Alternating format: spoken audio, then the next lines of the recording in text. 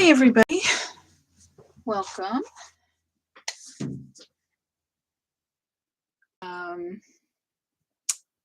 Hopefully this was 2 weeks in a row with class, that's fun.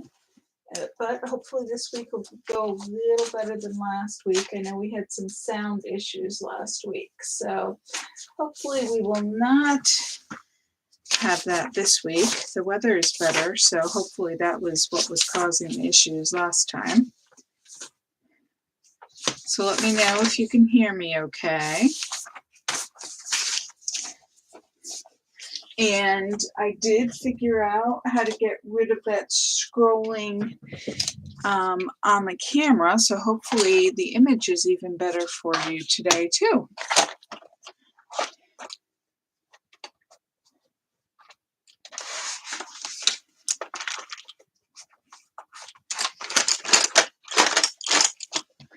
It's just my pencils rattling.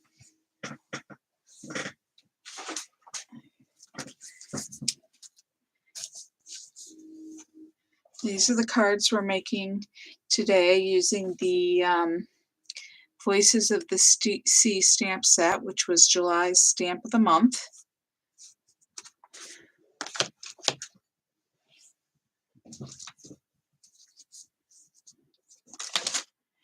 And we're going to do some fun ink blending. So I don't think I told you in this supply list, but if you don't have it handy, grab some, just grab a couple of pieces of scrap paper.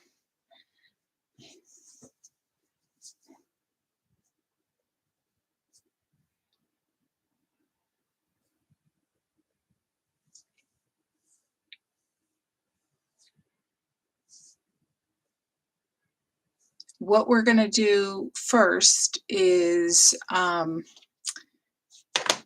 we're going to do the blending on all of the backgrounds first. That will give the ink a little bit of time to dry before we put the cards together. One thing you have to take note of, there's no direct stamping on these, on the backgrounds. So we're okay there. But if you were going to make your backgrounds and then wanted to stamp on them directly, you would want to make sure that those backgrounds, the ink is completely dry before you stamp on them. And especially so with if you're going to put embossing powder on them, because that embossing powder can certainly stick to the wet ink.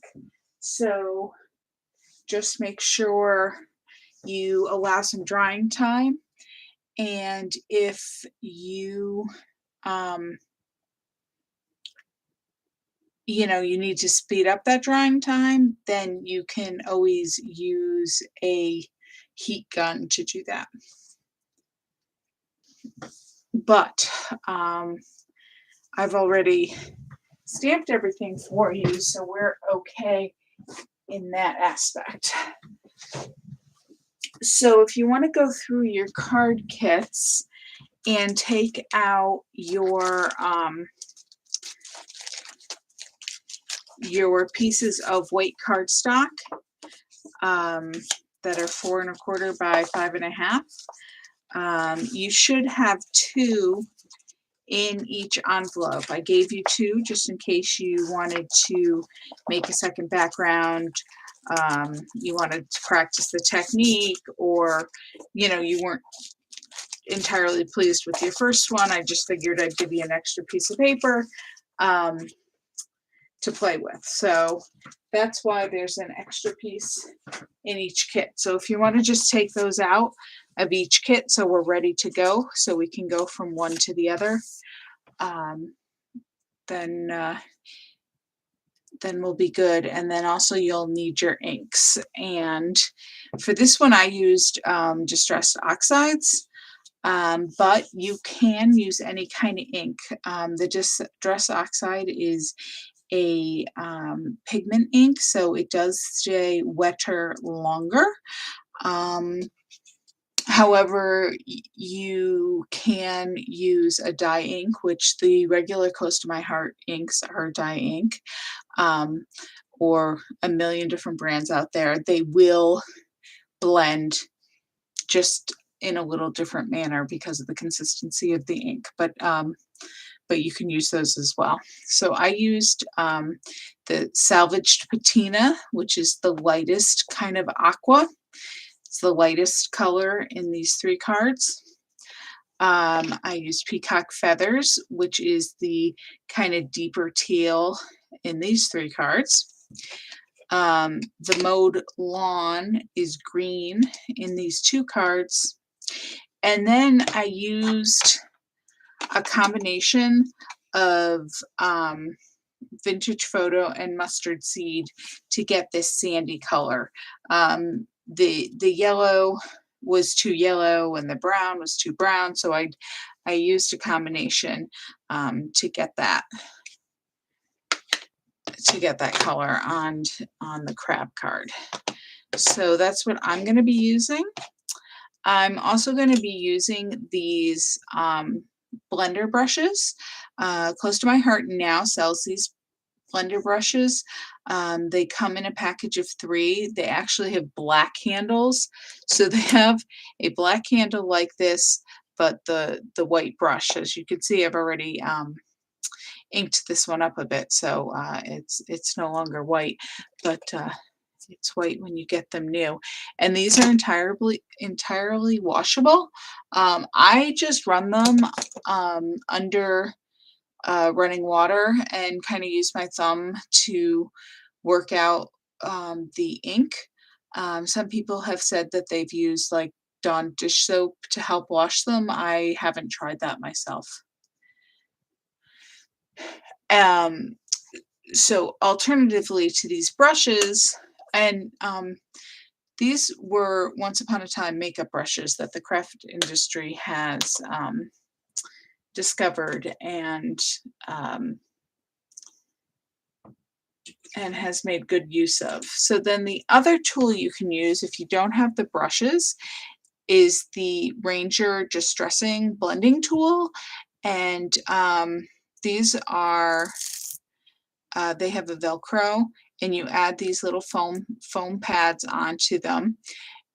They come in both the round and the rectangle, but I definitely like the round better. It doesn't leave edges. I find it a little easier for blending.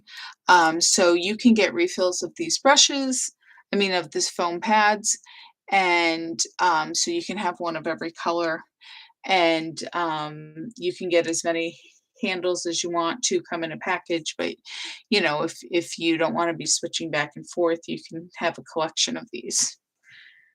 And I've used these in the past. The Easter cards class earlier this year, I used this tool to do the blending. And then if you don't have either of those blending tools, you could also just use a makeup sponge. If you're going to use a makeup sponge, I would kind of scrunch it up a bit so you don't have all those corners. I would kind of try to get a rounded surface, and that certainly will work too. Also, what we used to do way back in the day, and I don't have one on my desk because I don't use it that way anymore, but we used to have those tools with the alligator clips on the end, and we would clip it, and then you could use it that way. So that's another option for you. So there's lots of ways to do ink blending. Okay.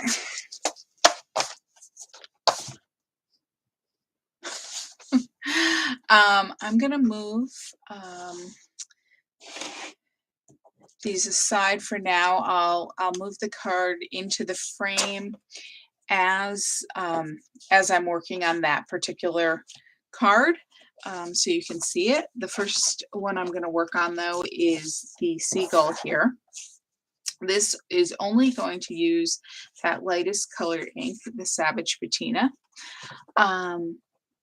The other thing you should know is that this piece of cardstock is bigger. You see, it's bigger than the piece we're going to need. So we're going to cut it down after we're done coloring it. So that means you don't have to really worry about getting the edges perfect. Um, you can pick the area if you like, you know, one area a little better than the rest. We are going to cut that down a little bit. It also gives us a little bit to hang on to while we're blending. And then actually what I did was made use of some of the pieces that I did cut off and put those on the inside for a little accent to the inside. So remember, when I'll remind you later, but we are going to save those pieces we cut off just to let you know. Now, in addition to putting my cardstock on a piece of scrap paper, I am also going to grab this piece of paper here and make it smaller. And as we get ink on to the cardstock, I am going to use this as to hold the cardstock down. So I'm not putting my fingers in the ink. My fingers are going to get inky anyway, but at least that helps minimize it a little bit. So this technique is a little different than the other three, because the other three we're going to blend, blend, blend. This one I kind of wanted to make it look, you know, like maybe there were some clouds in the sky and some variegation to that blue color. So hopefully you can see that. And just to let you know, when I use one of these, what I do to hold it when I blend it, I kind of put my whole, you can't see that, but I'm putting my whole fist around the handle, and I'm really scrubbing to put a lot of color on. Okay, so that's how I hold it. These brushes, I kind of hold it between my fingers here. And I'm going to rub it on the surface of my ink pad. Now that should have put a lot of ink on there. And the harder I press onto my paper, the deeper the color is going to be. I always practice on scrap paper first to see how, excuse me, how deep that color is coming. Now, if I put more pressure on it, you'll see it's a lot darker. So for this card, I don't want to put a ton of pressure on it. I'm just going to refresh my ink on the brush there since I scrubbed it off on the ink. I'm just going to get the initial bit off. Now this is a lighter color, so it's not as crucial. The darker the color you use, though, you really want to test it before you put it on your good paper. Yes, Kathy is asking, she didn't tune in while I was talking about it. So yes, Kathy, any ink would be fine to use. They're just going to all blend a little bit differently depending on the consistency of the ink. The oxides are a creamier ink. They take a little longer to dry, but you can certainly use a dye ink as well, and they will blend as you work them together. The white cardstock is a smooth cardstock, and the smoother the cardstock you have, the easier it is going to be to blend the inks. You don't, for this technique, you don't really want anything with texture. So thank you for asking that. And then Kathy, I just told everybody to go ahead and get all their white panels out of all 4 card kits, because we're going to do the blending of the ink for all 4 cards before we put any of the cards together, because it'll be easier to do it all at once, and then it gives the ink some drying time before we assemble the card. That's okay, Kathy. So I'm going to get some ink on my brush, and I am going to just start to work it onto the paper. Now I'm going to work in circles. because um, it hopefully won't make any streaky lines. Got a piece of foam on it. One thing I am going to note, because I was making samples, I used quite a bit of this ink. Um, the intensity of the ink you get on your brush or your sponge is going to depend on how well inked your ink pad is. So if you're having trouble getting the intensity, you may need to re-ink.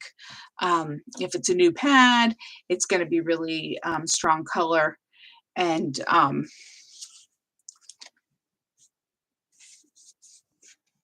so that'll make a difference. So if you're having trouble, okay, so the scrolling is back.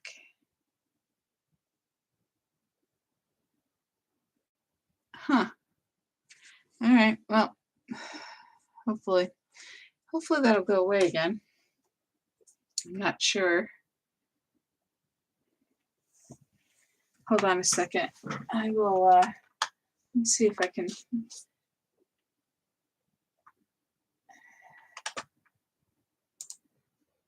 Problem is, I don't think I can get into the camera settings while I'm also in YouTube. But let me just check.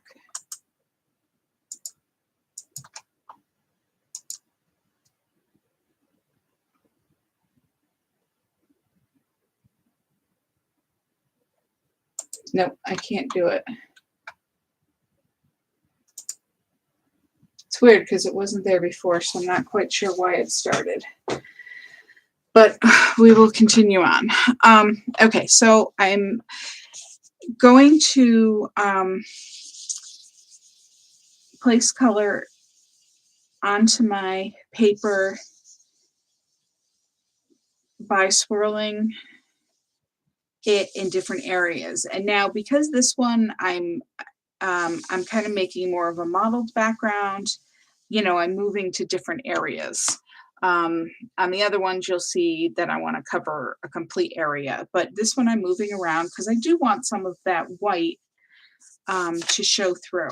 And I am going to use my little piece of scrap paper here to hold it down now that I've got ink on the paper.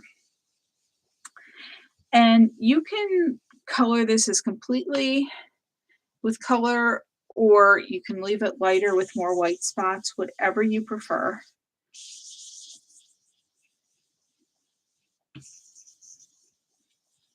I just want some little white areas showing through. The more times you rub over the same area, the darker the color is going to be.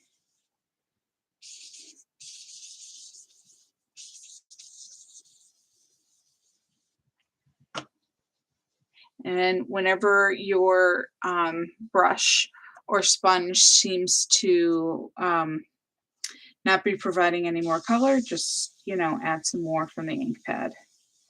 The other thing about adding the color to the brush, the harder you press onto the ink pad, the more color it's going to add.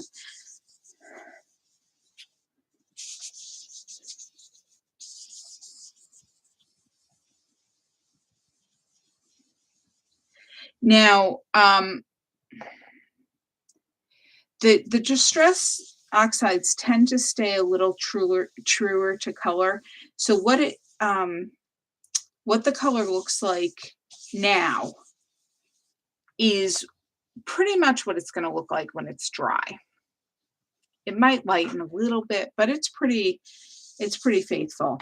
The close to my heart colors do dry lighter.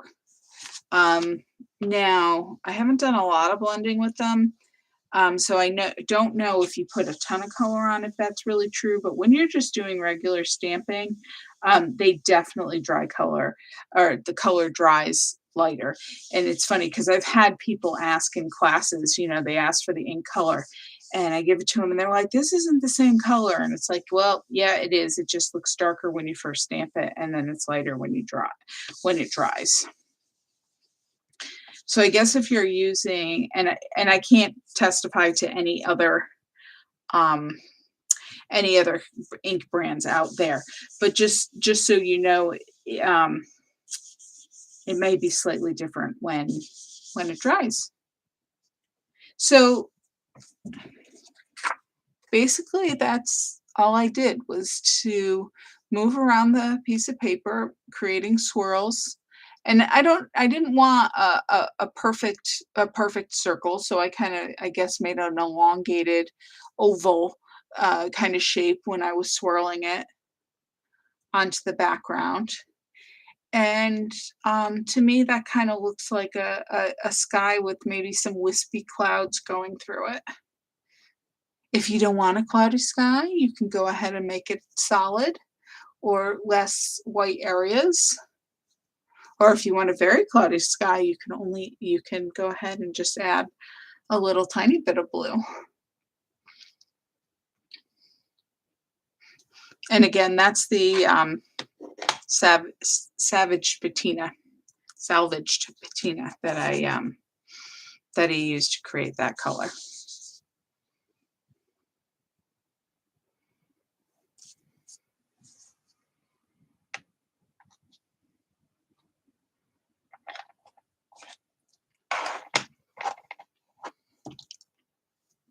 Does anybody have any questions? Just going to pause for a minute to give you a chance to catch up before I start the next one.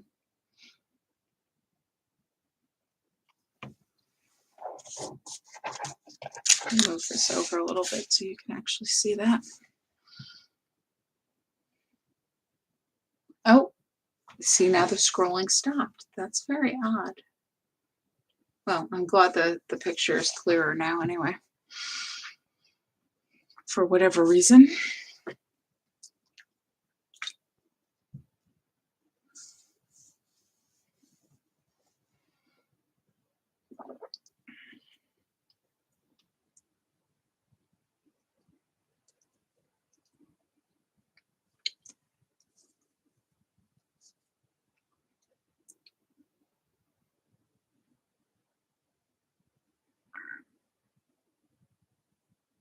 I was trying to minimize the colors, the ink colors we needed for this class, but I mean, this would look beautiful. You could always create like a sunset background too.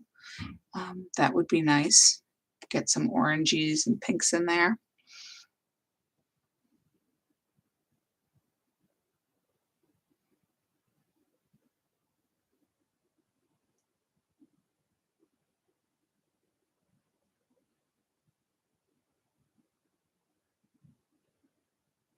All right, well, I'm gonna put that aside for now, let that dry, and we're going to start on the next one. We'll do the fish next. Really, the fish and the turtle, the backgrounds are very similar if they're done in the same way.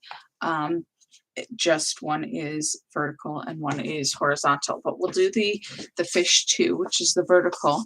And in this case, we're going to put down a lot deeper, more solid color. So again, I'm going to start with that salvaged patina, and I'm going to try to get a lot more ink onto my brush here. I'm not going to go ahead and test it because I'm good, because I just use this so I know, but just keep that in mind if you're using a new color. I'm going to go ahead and put more pressure on the brush when I work the color into the paper, the cardstock.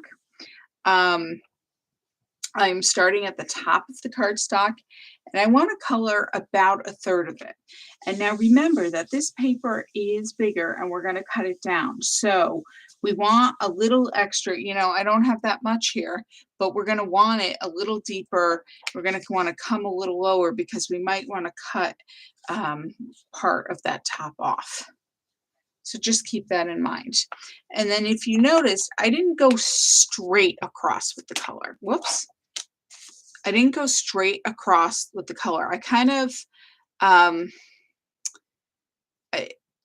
kind of created a dip here. So this medium, I know it's behind the sentiment here, I was a little higher on this side, and then I dipped down in the middle, and then I went little higher on that side with the deeper color. And I mean, you can still do that. You can cover up the lighter color so it's not um, so crucial to get the shape right here with the first color. But just keep that in mind that you don't want to create a straight line. You want kind of a natural change in when you look in the ocean, the colors constantly changing, and it's in different waves and things. So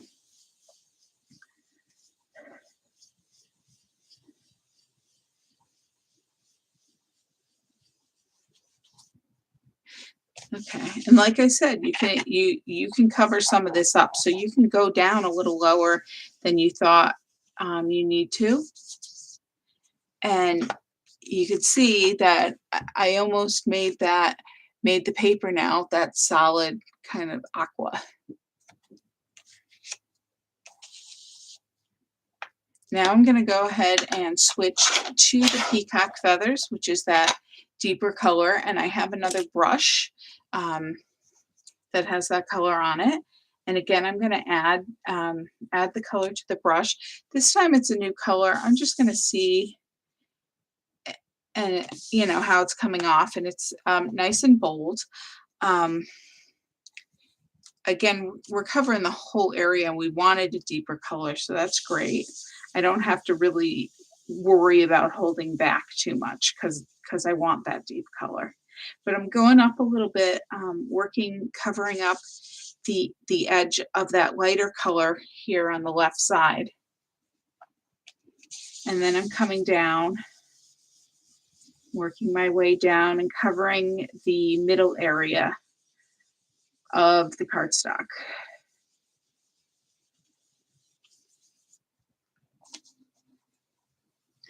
Whenever you feel like you're not getting enough color out of your brush, just go ahead and go back to your ink pad.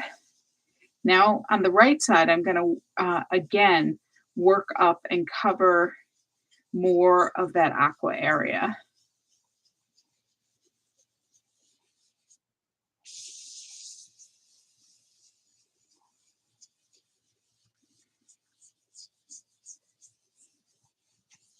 Now this cards that we're just subtly changing shades, and it's kind of an ombre. So the colors in between are going to blend a little bit. If you remember from the Easter card class, um, the when we overlapped colors, it actually changed the color of the ink. We went from yellow to pink, and we created an orange. We went from pink to blue and created a purple. So just keep that in mind. If you experiment with different colors, you can actually create a rainbow effect, and you can really change the colors. If you're not careful, you can create a, a brown if you layer too many colors and too many similar or dissimilar colors that don't work together. Now I'm going back to my salvage patina, and I am blending over that line between the salvage patina, the light aqua, and the deeper teal peacock feathers. And I'm just kind of blending that line with the lighter color, so it's not as harsh as it was when I first put down the teal. And then I can go back with the teal and add some more. And you can keep going back and forth with the colors. If you decided you wanted one colored area to be bigger than the other and you went too far, you can go over it. Now, like I said, if the colors don't work together, you can now create brown. But these two colors, they're just shades of the same color. So you can go ahead and do that and blend it, and you get a softer line, and it looks like the two colors blend from one to the other a little easier. The reason you can go over it with the Distress Oxides are because they are that creamier ink that kind of sits on top. It doesn't, the inks don't um, soak into each other as much. So that's kind of one of the differences with the Distress Oxide. And now we're going to go to the Mowed Lawn, the green color, and we're going to color approximately the bottom third of the cardstock. And if you'll notice here again on my sample, my greens started a little lower on the left side and went a little higher on the right side. Don't want to go straight across. You can you can vary your line between the two colors however you want.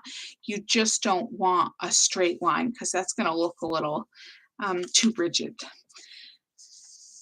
So again, I didn't test this on the scrap paper because I do want that intense color. So I'm okay. But if I had wanted a lighter color and I went ahead and put that down, I would have been like, oh no. So I'm using scrap paper here. The other thing you can use is one of our the nonstick mats that it's a blending mat, and in that case you can kind of start off the edge and push the ink, the color onto the paper because it doesn't dry on those mats. But for this technique, I'm basically just using the scrap paper as protecting my work surface. There's other techniques you can use on those nonstick mats. And remember, if you don't want your fingers in the ink, to just have a piece of scrap paper to help hold down that paper, because this ink is still wet and it will get on your fingers as you're working. And I'm just blending over. And like I mentioned, before I started the green, I had the color come up a little, so I'm going to overlap my teal here, and I will get a slightly different color than either the green or the teal by overlapping those colors and blending.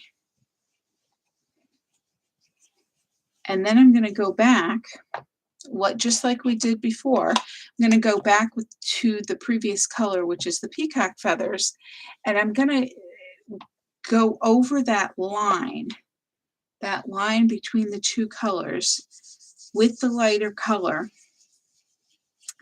and I'm going to blend over that line to both kind of create a new color that's a combination of the two and soften that line so it's not quite a harsh change between, oh, here it's teal and here it's green. You get this line that's kind of an in-between. And you can add as much or as little ink as you want. I tend to go a little heavy on the ink. I love that intense, deep color.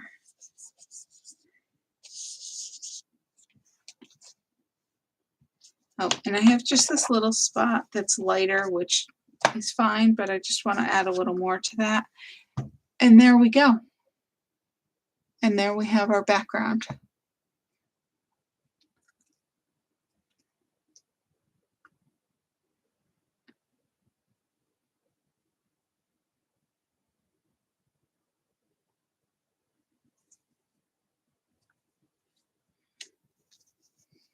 I hope your blends are working as well for you. Just gonna put my covers back on my ink pads. Depending on how quick you're working, you can just, leave your covers off your ink pad and work from one to another.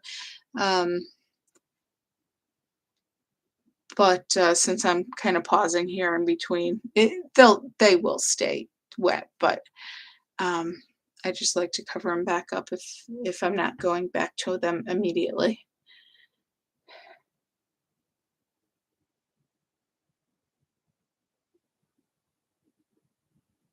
Just be careful if you take all the colors off of your ink pads and have them sitting there, that when you dip um, your brushes, your sponges back into the color, you're actually going back to the right color pad. I know that can be a little tricky sometimes. Um, we've definitely all done that. We've all dipped our brush into the wrong color pad at times. Okay, so um, we're gonna basically do those same colors, that same combination um, on another piece of paper um, for the turtle. It's just going to be horizontal instead of vertical, which means, you know, your areas of color are going to be a little more elongated and not so deep.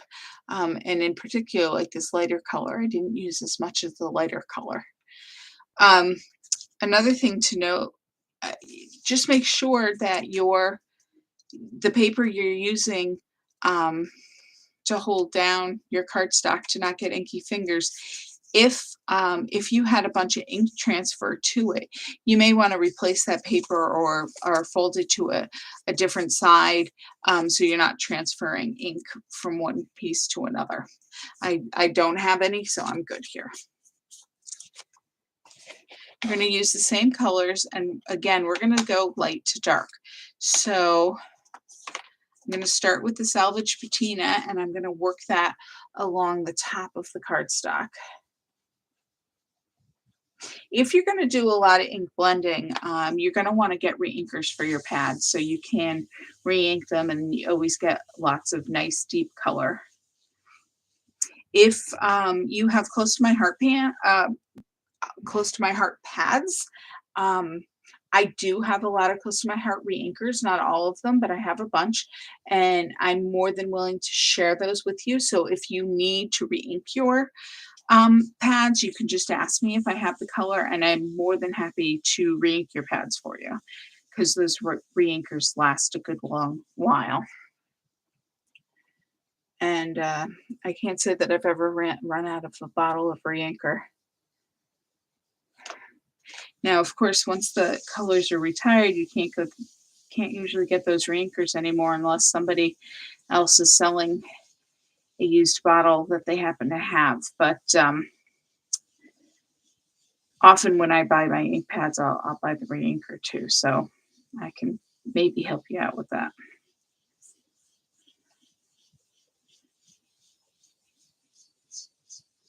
I'm basically, you know, as many times as I said, don't go a long straight line. I mean, it's not exactly straight, but I've kind of got a sort of straight line here because, like I said before, you can we can go ahead and change the shape of that when we're putting the second color down. So I've got good coverage there. And now I'm going to go ahead and use my peacock feathers along the middle, the middle third of the cardstock.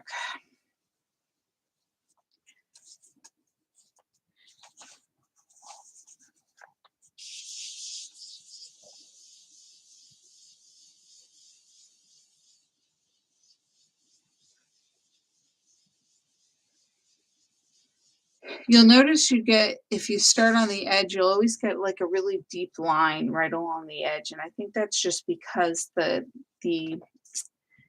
kind of open edge there side of the cardstock kind of um, absorbs more of the ink and it gets deeper and a little darker. But like I said, we're going to cut off those edges.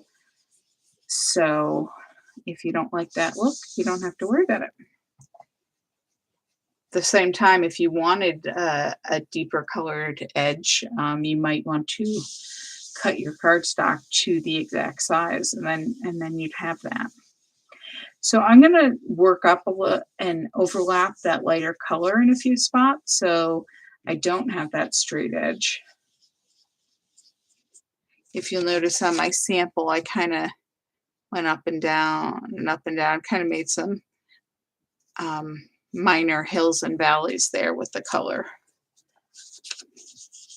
as if you were underwater and seeing the light play in different ways in different spots. And I am going to come down a little lower so I can get that nice blend of the green on top of it.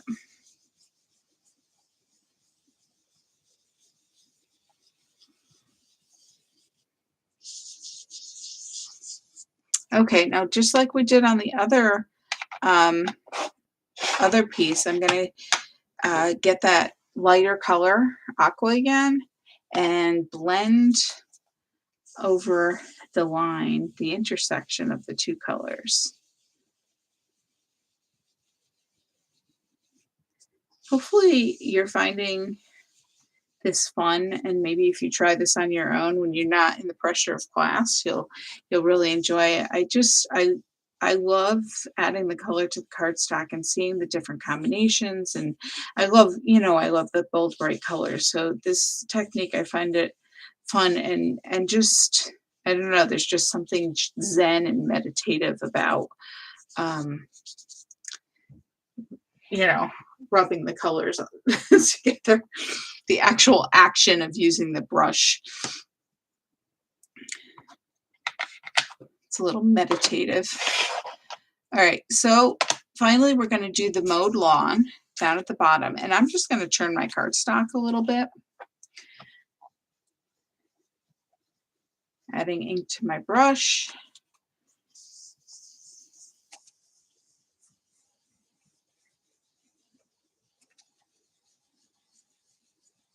I also have some of these Distress Oxide reinkers, so if you need a little bit of that too, I can help you out. And I'm making sure to overlap that that line, and you should be able to see right where the green overlaps the teal, and it makes a different shade. And I'm just going to come up a little bit, as if the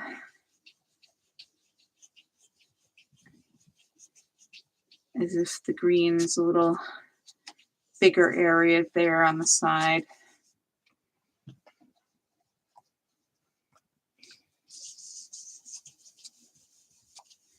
Now, because we're cutting the edges off, if you had a spot on the edge that you didn't quite cover completely, that would be fine, because you can make sure to cut that off. So if you're not getting quite all the way to the edge, that should be fine. These pieces are being cut to 3 1/4 by 4 3/4, so that gives you an idea.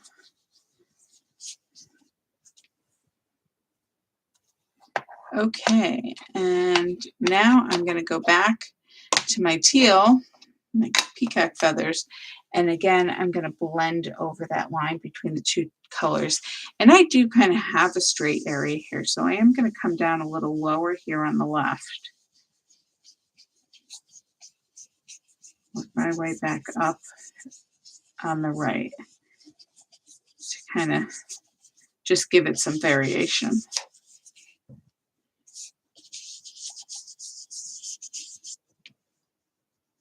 And there we go.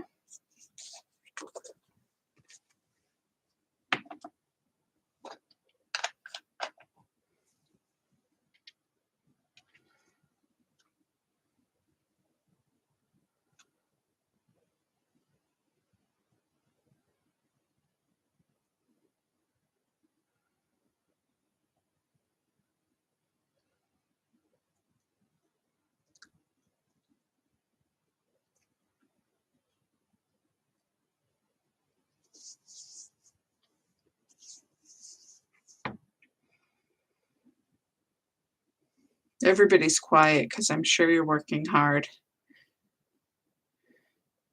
But if you have any questions, just let me know.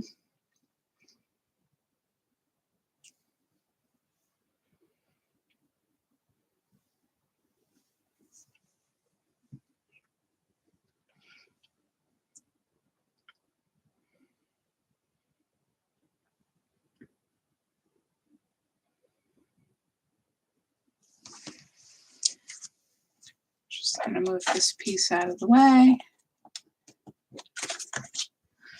so you can see this right here. All right, we're gonna switch it up a little bit. Um,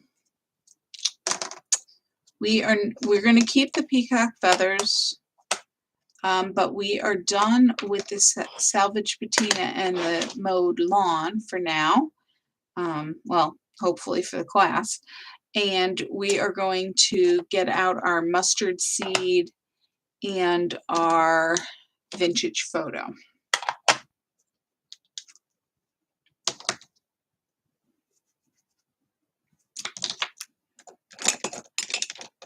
Now, if you're gonna, if you've got all the brushes and whatnot, you can go, if you're gonna use the same colors, you can go ahead and just leave them. I did not wash them out after making my samples, and I just used them again and they were fine. But you know, like after the class, if I don't plan on making any more of these for a while, I will wash them out so then they are ready to go when I want to switch colors.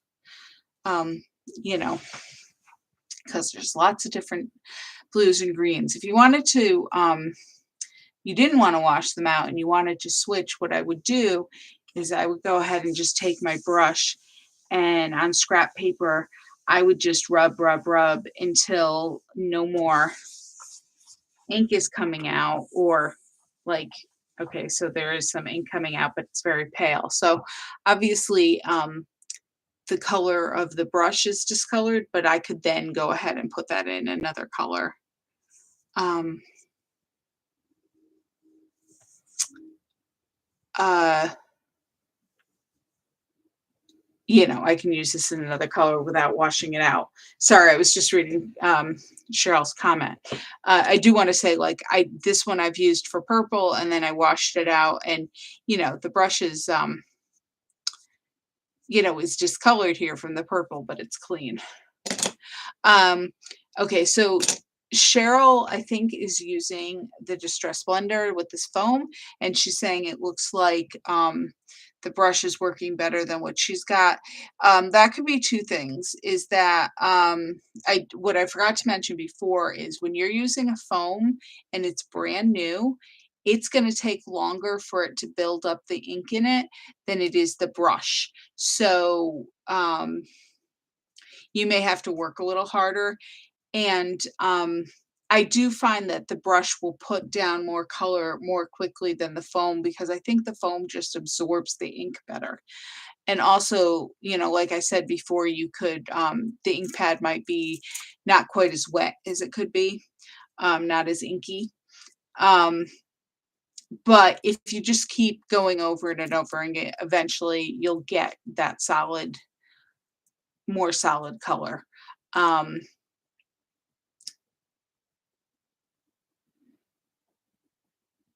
I thought I had another thought there that,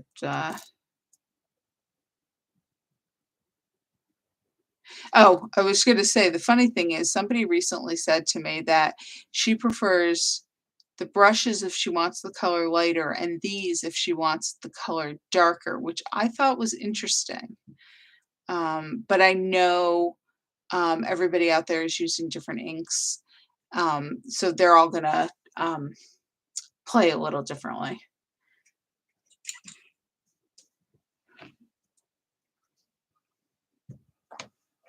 Okay, I'm just going to, switch to another piece of scrap paper because you can see I'm good and inky here.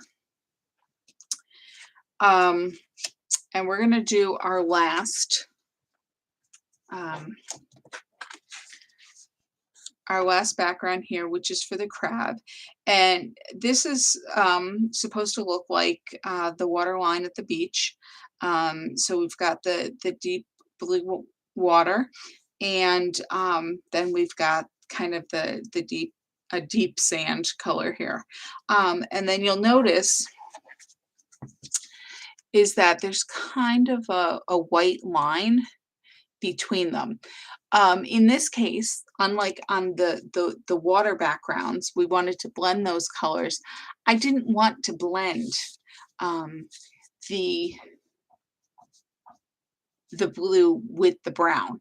I wanted a little bit of a break between the two, a little white line could look a little bit like you know the foam you get when the water curls up onto the sand.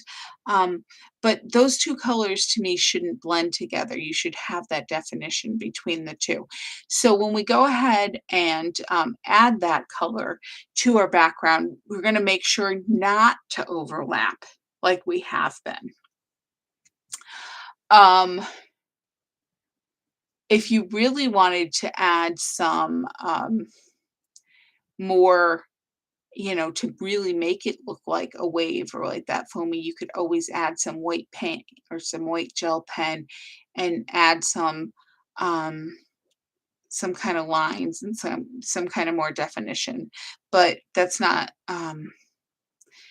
Now we're getting a little more complicated, and so, but it's just an idea if you wanted to play with that. So the first thing we're going to do is put our water on, and you'll notice again, I on the left side here, I brought the water a little lower, and it's a little higher on the right side. And part of that was I kind of wanted to, you know, this crab image here has this water next to it, and I wanted to kind of imitate that that kind of shape, that kind of curve there of the water line, just to give it some more visual interest. So we're going to go back to the peacock feathers, which is the teal color.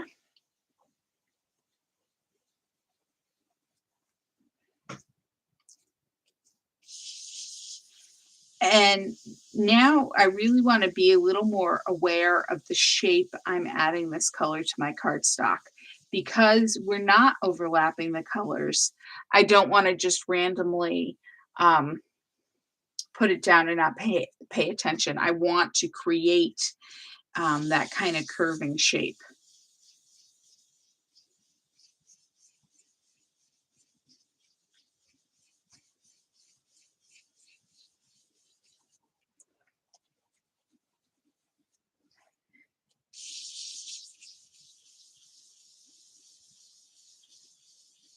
And I kind of when I did my sample here, I kind of got some variations in the color. You've got some areas that are lighter than others. So um, I didn't just put it down really heavily everywhere. I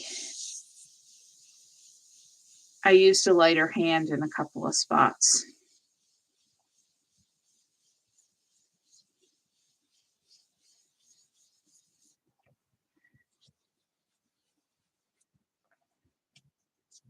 And I want more teal than I want brown. I want more water than I want sand.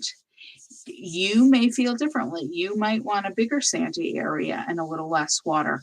Um, you can make your background look as you want.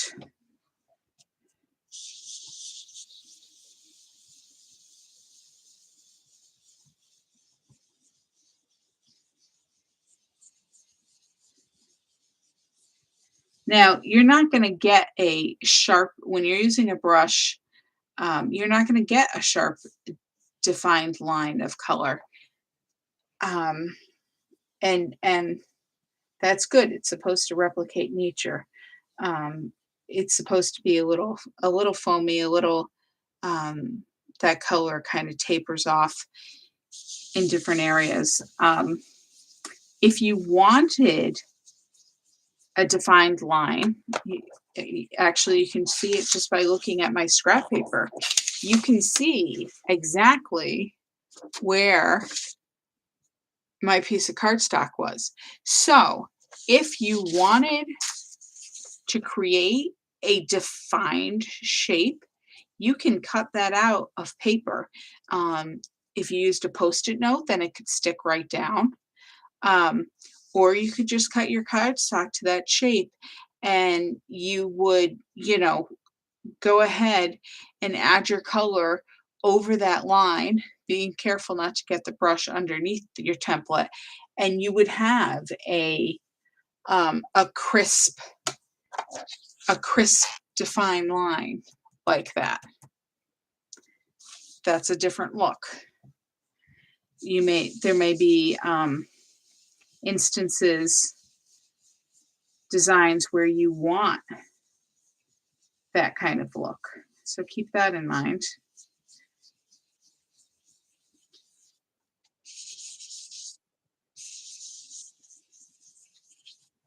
Just gonna look here, make sure I have enough.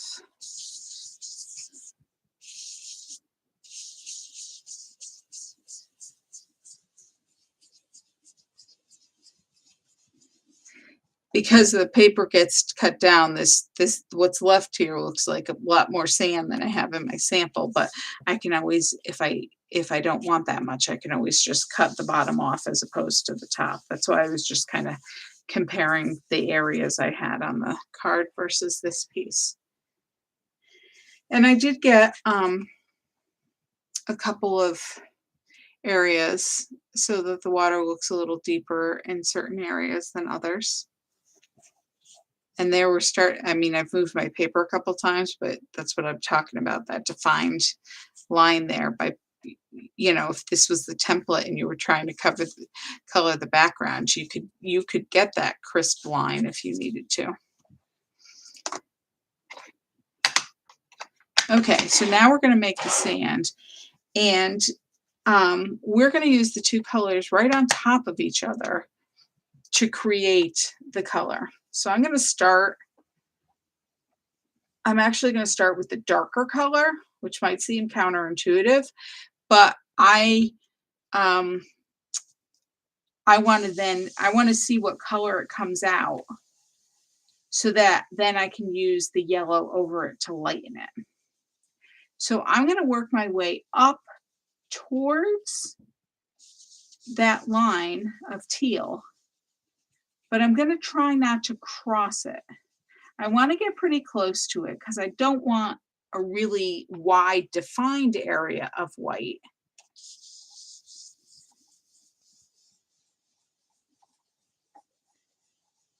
But I do want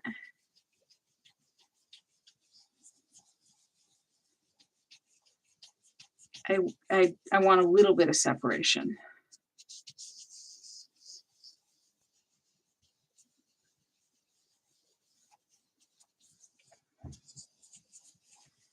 And you see with this deeper color there, I didn't listen to myself and test it on the scrap paper and take off the deepest bit of the color.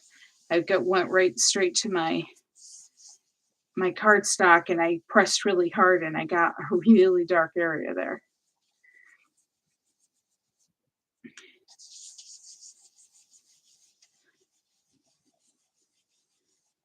And I just want my hand hold here.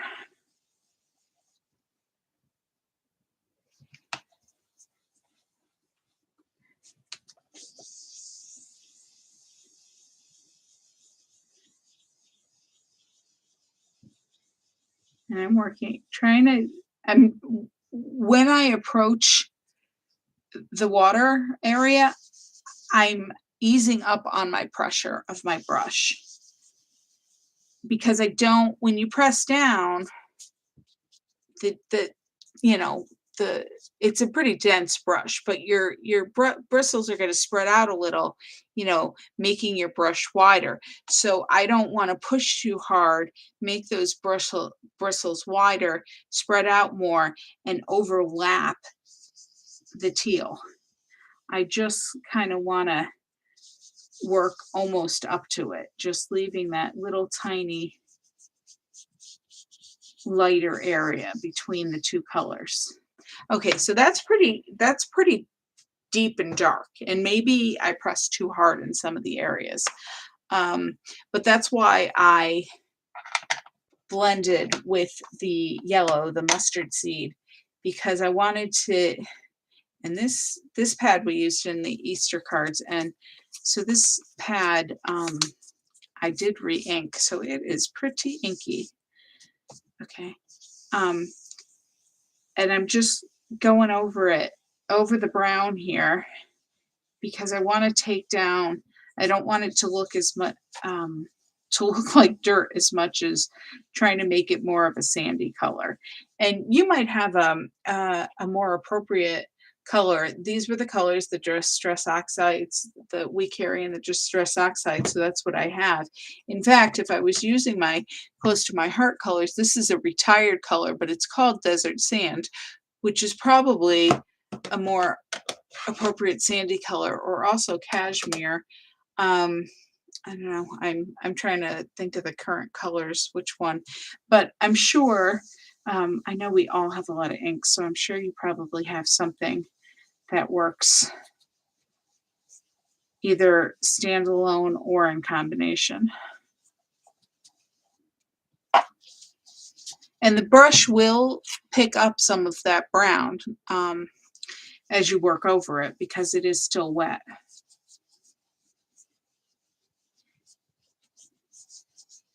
I'm not too worried about putting that into the ink pad because the ink pad is pretty wet, but also as you re-ink it, if you happen to get some of to transfer onto your ink pad, you can usually blend that right out, or if you have to add more re-inker on top of it, you get back to the natural color. You don't have to worry about that.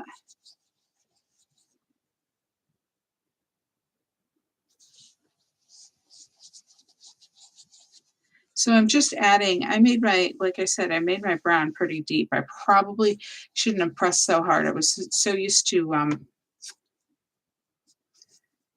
you try to get the bold color in one and then, back off on the other one. Sometimes you forget. But I'm just adding more yellow on top of it. Um, that's okay. All beaches are different colors, right?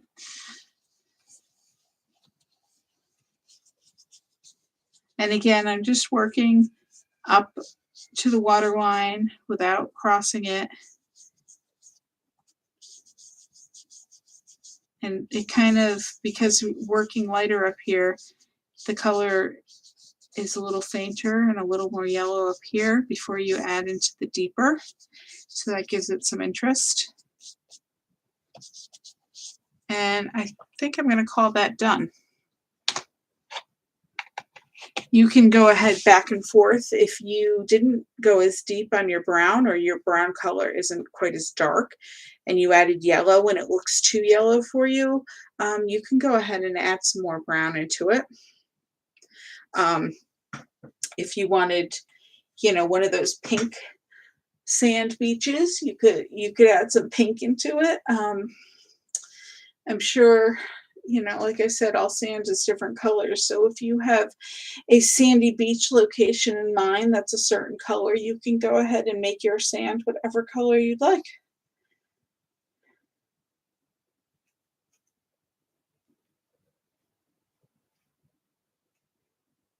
And like I said, certain inks are going to dry back a little lighter too.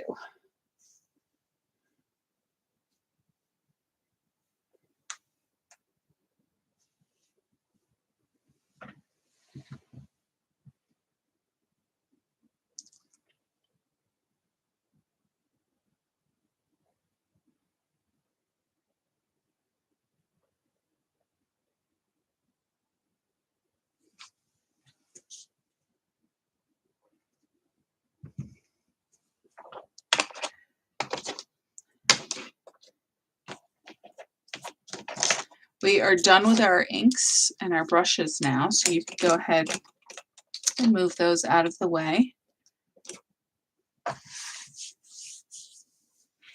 And I'm going to go ahead and pick up my scrap paper. Actually, I'm not going to. I'm going to keep that because we're going to color, and we're going to color with colored pencils. And when I color with colored pencils, I like to have a couple layers of paper underneath to give it a little bit of cushioning so it doesn't pick up the texture of whatever surface is behind. This is a cutting board that's got a lot of little cut lines in it. So my coloring can pick up that texture, and I don't want it to. So I'm gonna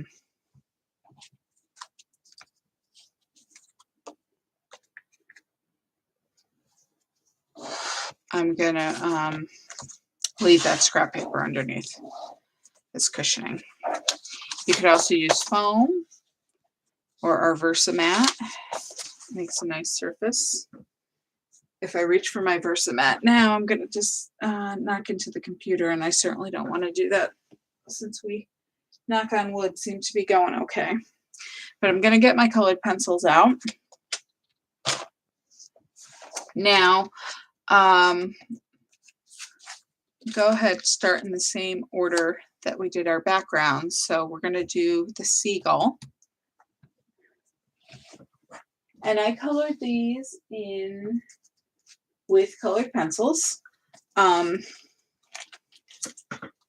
As you know, we've got a class coming up in 2 weeks, the Party Fox, that I'm gonna use alcohol markers, which is my first finally attempt to use alcohol markers, which I liked a lot, so I went ahead and bought some more. So this afternoon, I went and I stamped these shapes again, and I colored them in with the alcohol markers just to see the difference.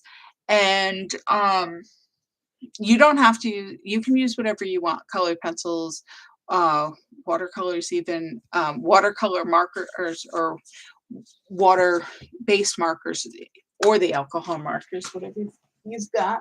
But just to let you know, that's with marker instead of colored pencil. So the marker and the colored pencil. And as always, the colored pencil is a little softer look to it. The thing about the alcohol markers is they're really a bold, intense color. I mean, this gray is a light color, but it's still more intense than a colored pencil will be. So it just depends on what you like. And of course, practice. One thing I will tell you is that when you use the alcohol markers, and we're going to talk a lot more about this next week, but you're supposed to use a certain inks so that the ink when you stamp doesn't bleed. Now, I had stamped these all with regular Close to My Heart ink, which is not, we have a special ink for the markers, but I had already had this stamped with the pewter ink, which is the regular ink, and I did not get any bleeding. However, this had been stamped for several weeks before I colored it in, and I didn't color over it a lot of times to try to pick up that color. So I can't promise that'll work, all the time. So if you are going to use alcohol inks on these images tonight, you can go ahead and do that. Just be careful and don't go over them. Don't get the images really, really wet. Would be my warning.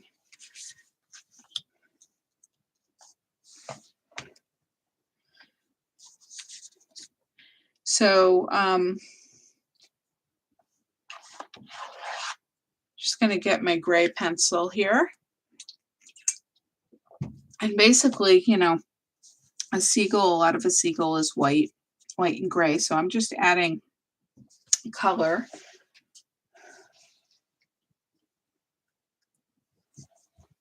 And shading. So, and a well-drawn image is going to have shading lines on it for you to follow. So kind of just around his belly here, I'm going to add some gray, and I'm just going to get it a little deeper where those drawn lines are to indicate shading. And then I'm going to just lightly color over the wing area.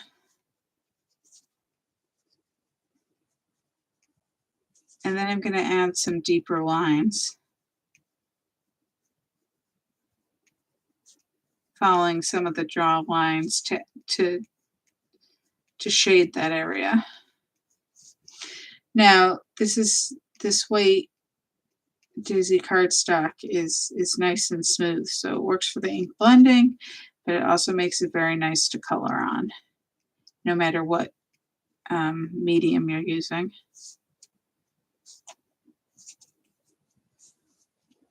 And then I'm going to go to his face and add some color again where those drawn lines are near his beak and his cheek, just to add some shading in. But I'm not going to go crazy adding tons of color.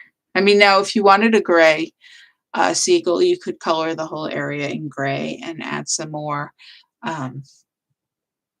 lines in. You could also add if you had a darker gray or a black pencil, you can add some other lines in to make it darker, but I wanted this to be a soft overall card, so I didn't want to add those darker colors. But I'm going to go ahead and I know his legs and his beak are probably got a lot of gray in it too, but I'm always, when I picture a bird in my imagination, you know, like when you're a kid, the clouds are always big and white and fluffy. In my mind, birds' beaks and legs are always yellowy, orangey, even though I know in nature that's not necessarily true.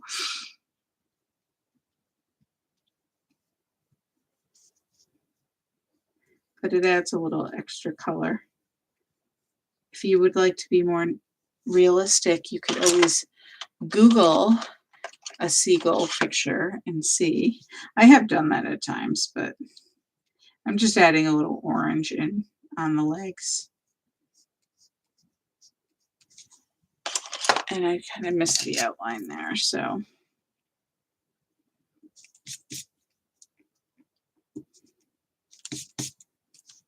Colored pencil does not erase well, in case you were wondering. All right, and now I'm just gonna color in the wood pilings here that he's standing on. So I'm just gonna go lightly over the whole area. And when I'm working with colored pencils, I like to color the whole area in lightly first. And then if I want to add shading, I can go ahead and do that. But you can't, it's harder to like I said, it doesn't erase very easily. So it's hard to take away that color if you've colored too darkly to begin with. So I like to go ahead and color lightly and then add my shading if I want to. So now I'm pressing a little harder to create that shading. I'm basically coloring over those lines that are illustrated in the wood.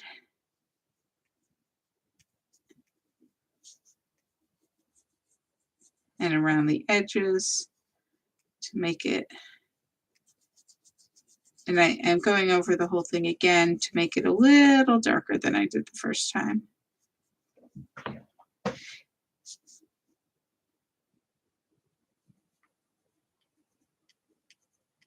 And my pencils are not very sharp, which is fine because I find that a sharp pencil just creates lines in places you don't want them. But if you needed a little help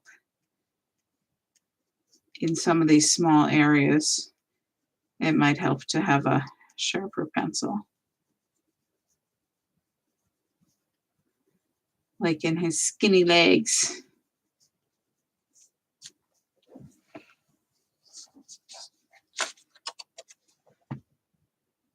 And there we go.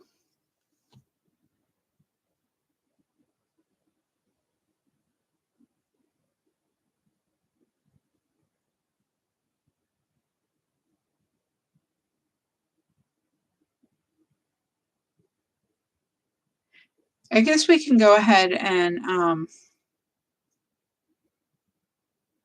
color all our images now, and then we can do all the cutting out and assembling um, after.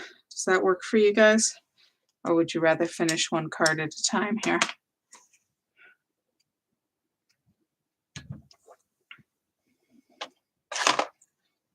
I'll go ahead and cut this guy out while you decide. If you want me to do all the coloring first, let me know. Or if you'd prefer to assemble one card before moving on, let me know which one you like. As always, when I'm cutting out my shapes, I leave about a 1/8 inch border of the white cardstock around the shape. Doesn't have to be perfect, but it gives you a little cushion so you don't cut into your shape.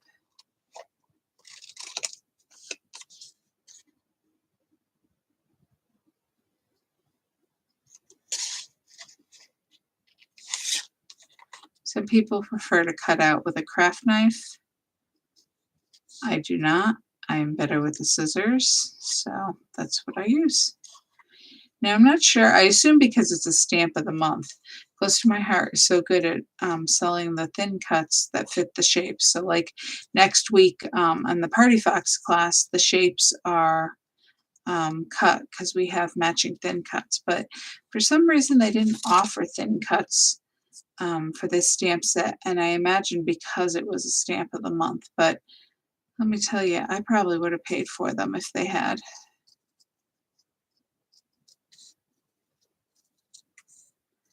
They're not. I just cut out the ones I colored in markers this afternoon. They're not that bad. And of course,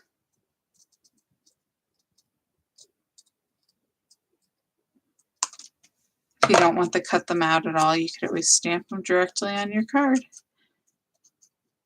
Okay, yes, do all the coloring. Okay, good. So there's my bird.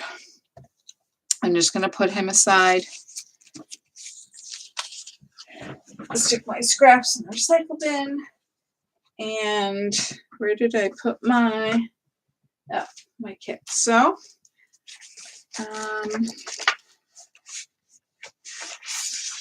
next we got the fish.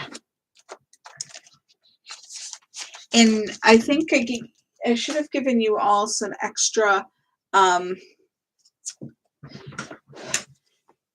we've got some starfish, we've got some scallops, we've got some conch shells.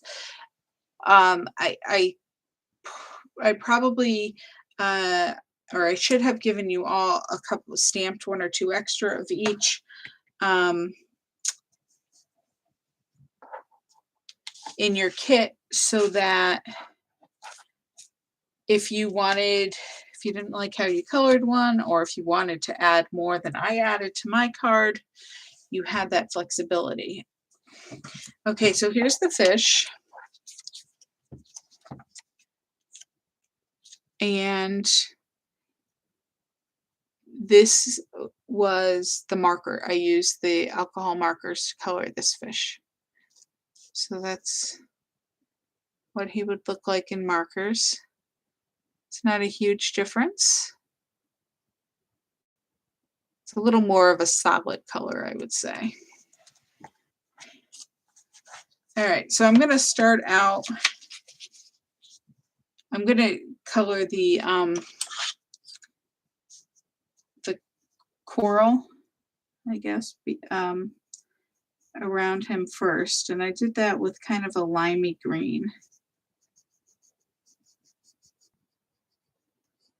But I'm going to go in after I finish and add a couple of accents to that with a slightly darker green.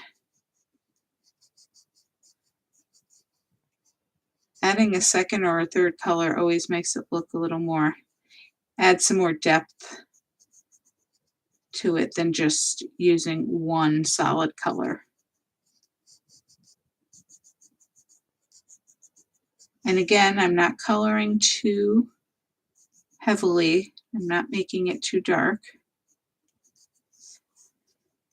That's kind of a totally, if you really, really press hard and make it really, you really get that waxy color on, that can look beautiful too. It's just an entirely different look. I kind of like the lighter, the more impressionistic look. That's just my style.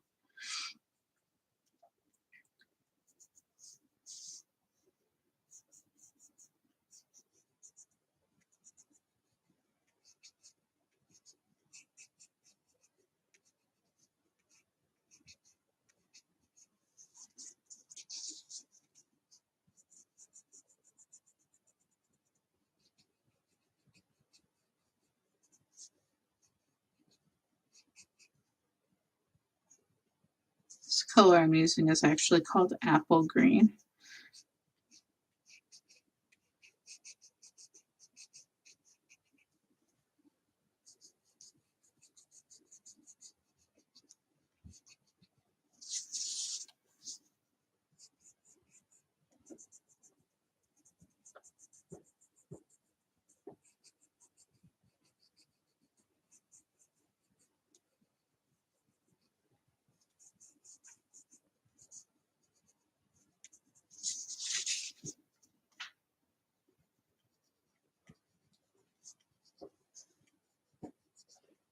All right, and now, like I said, I'm going to just use a slightly darker green. I think this is my grass green. Yep. And I'm not coloring everywhere. I'm just adding some highlights, shading some areas here and there, just so, like I said, it looks like a little, it looks like has some more depth to it because it has those two colors instead of just one.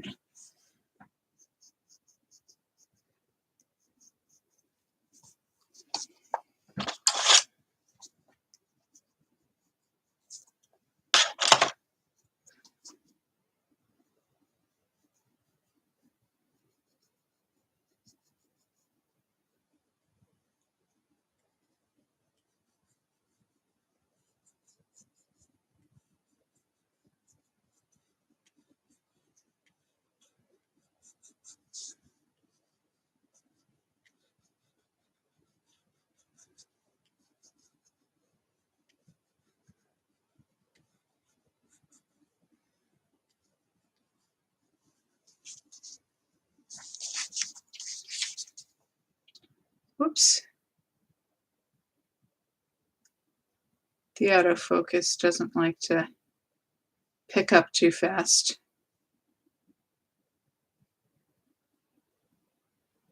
There we go. It's not quite in focus, but it's a little better. That's funny, that scrolling started when I picked it up again. But it's gone now.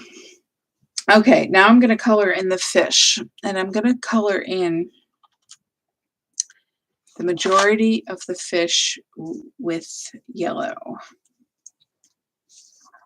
I just noticed it just around his eye and the fins here. I'm going to do kind of a turquoisey color. These accent lines here that are with the turquoise, those will be added on over the yellow.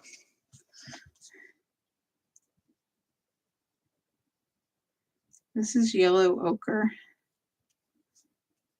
which I guess is really more of a gold kind of color, but it's funny. I have like bright lemony yellow, or I have goldy yellow.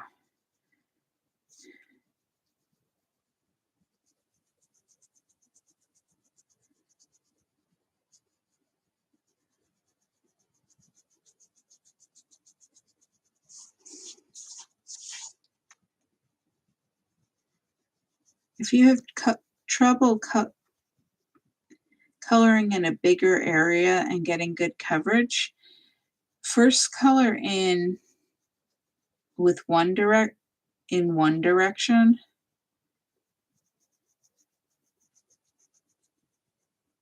I'm not worrying about getting all the way to the edge because that's going to be colored in with turquoise. And then you can go ahead and color in, moving your pencil in the opposite or the perpendicular direction, and that'll help get you a little better coverage of color in those large areas.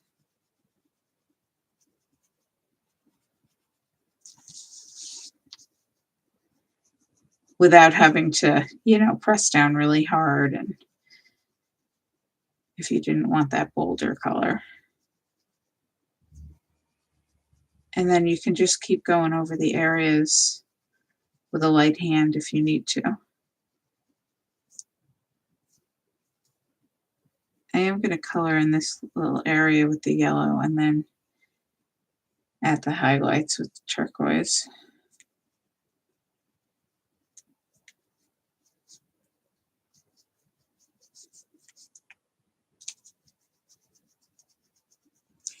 Okay, I'm going to switch to a little deeper yellow, and you could probably do this with the same pencil. But this is yellow orange, and I'm just going to kind of do this shadow area that would be like kind of under his, I guess, his belly. I just want a little deeper color in there for some shading. And then maybe net around his tail fin.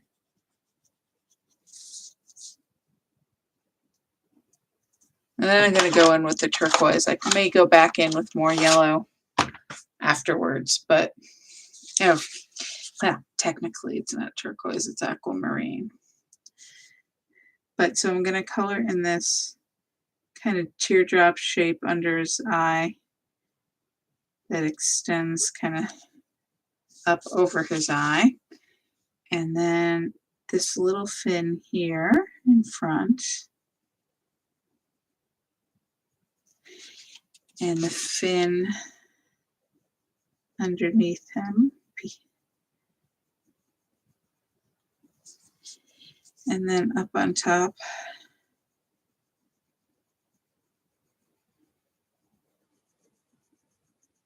And I'm going to come in a little harder and add a little more color into there. And wrap that around.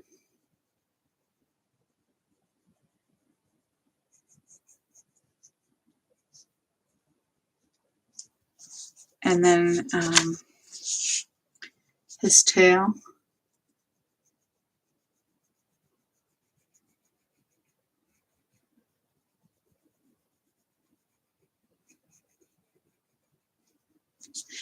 Then I'm going to add those, like a little bit of accent here on that fin on the bottom. Just adds a little extra color there in here. And now I'm going to add some of this color over those lines.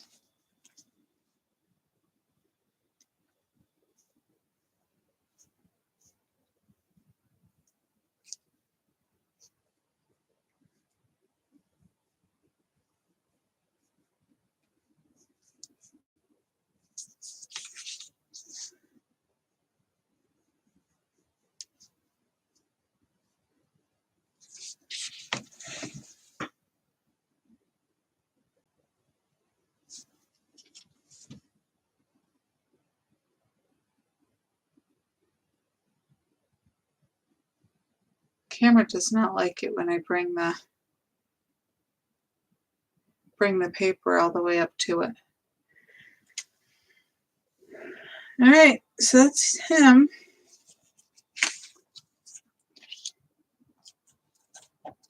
Now I'm going to color in some starfish and shells. And I used kind of a peachy color and some pink. Now, let me show you. This is this one I colored in with the marker.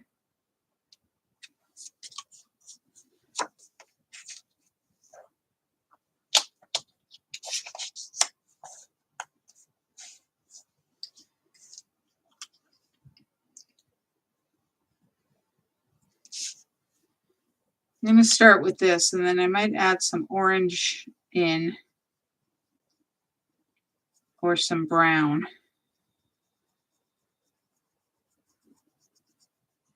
So I'm going to color, we want two, well, if you want to do the card exactly like my sample, you need 2 starfish. I'm going to color the whole thing in with this peachy color. Color is called Flesh. I don't know if it would still be called Flesh because I know they were trying to get away from it, but these markers are from my college days, so they're vintage. I bought some new colored pencils this week, but you know, it's hard to break away from your old standby tools. I'm also going to color in 1 shell. We're just going to stick with calling it a peachy color.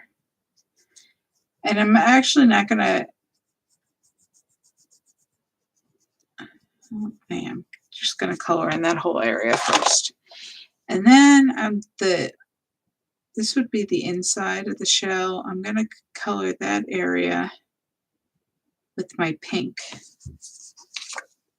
See, right in here.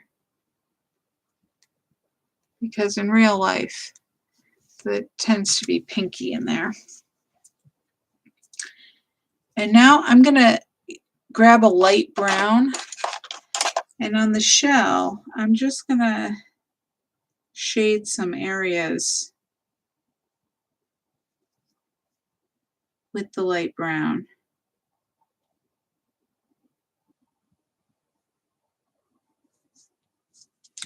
And I'm going to come back and color some of that peach over those brown lines I added to blend them a little. And this is where we'll see next week with or in 2 weeks with the alcohol markers, where they really shine with the blending.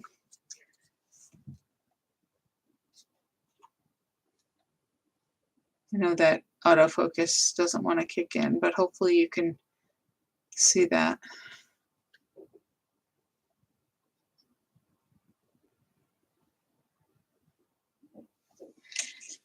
And then on the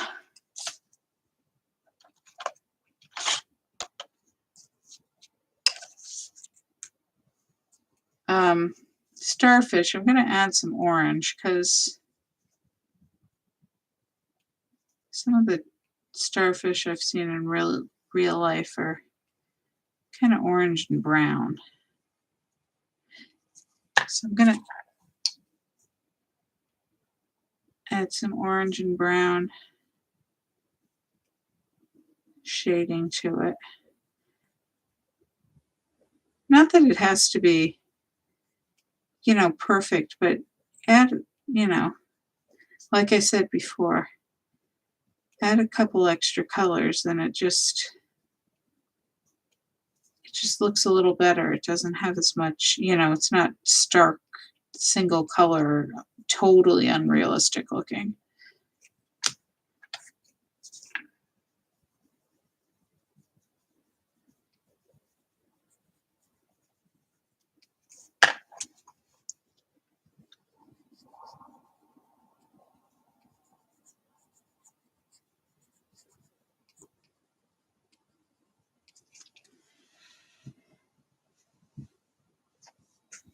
It's not a whole lot of area there to work with, so.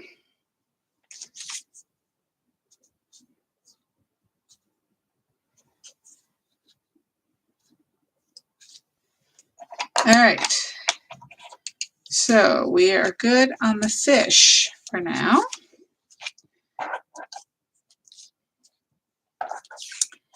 We will do the turtle next.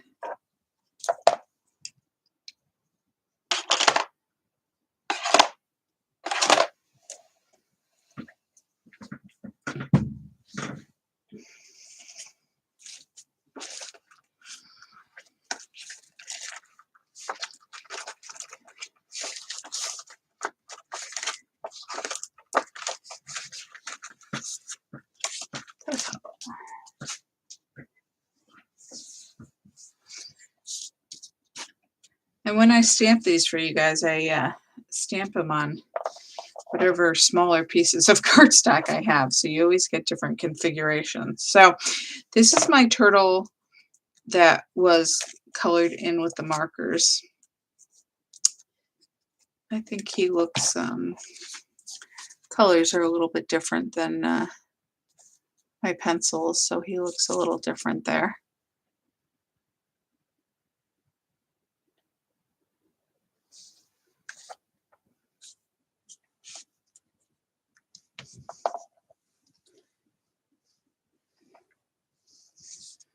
All right, I'm going to start off with my apple green again, and I'm going to color his body with this color.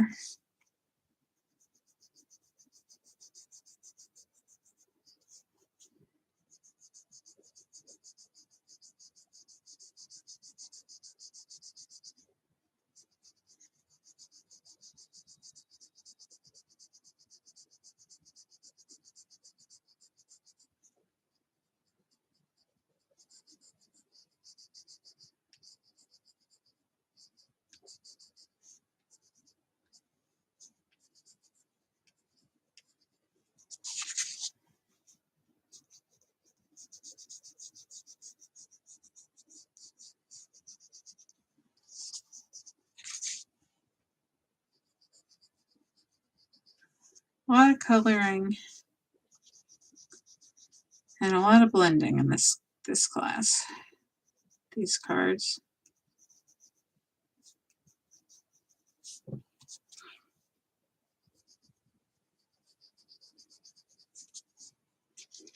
All right, and I'm just going to deepen some of the shaded areas under his shell here.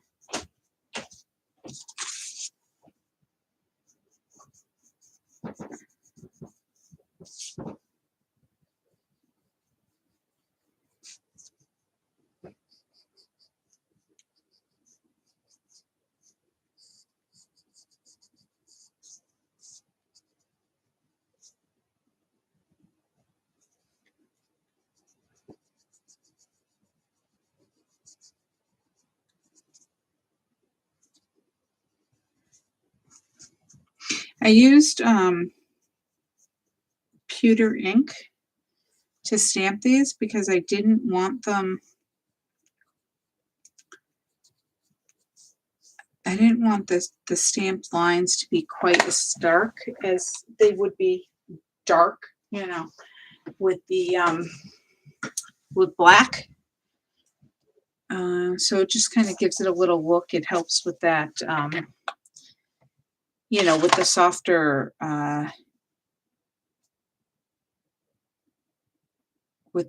colors you get with the colored pencils. Okay, so I'm going to I'm going to take that apple green back because what I did with this is I colored in between the kind of the tiles. If his shell was a bathroom wall or floor, and coloring what would be the grout. And I'm actually putting a little more pressure on it and making it a deeper bright green, so it looks different than his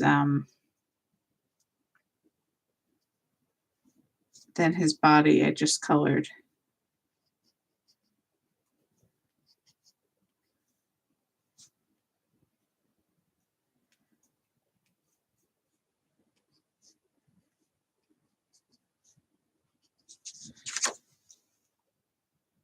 So you can see it's a little deeper of a color.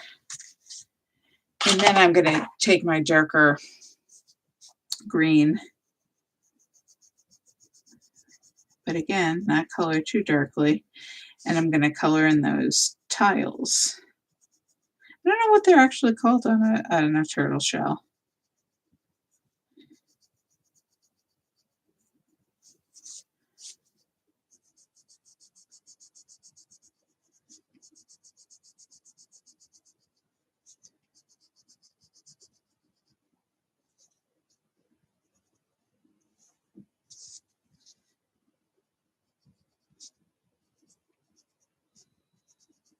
And then I'm just adding some deeper colored lines to accent it.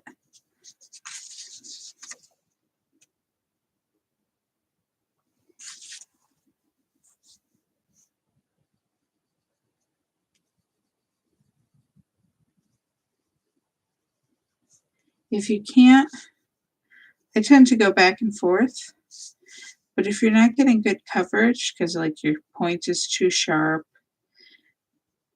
or you're making your strokes are too broad, you can always color circularly like we did with the brush. That could be, if you're having issues, that could get you some better coverage. Then I'm also going to take the same color and I'm coloring in the edges of his limbs. If you look at your image, you can see that those limbs on the edges have little areas, little accent areas, and that's what I'm coloring in. He's a two-tone turtle.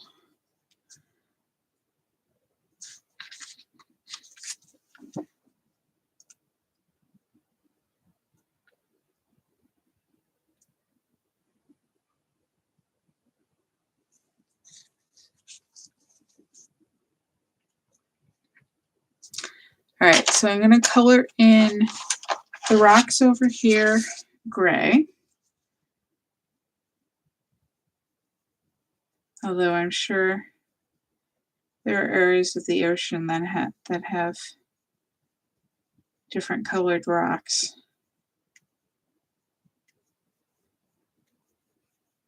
Add some shading. Okay, so now this kind of seaweed. I wanted to, if it wasn't a turtle, if it had been a fish, I might have colored it green. But because we already have the green turtle, I kind of colored it yellow and orange. So it didn't blend in. Because I've seen yellow seaweed before. Or kelp.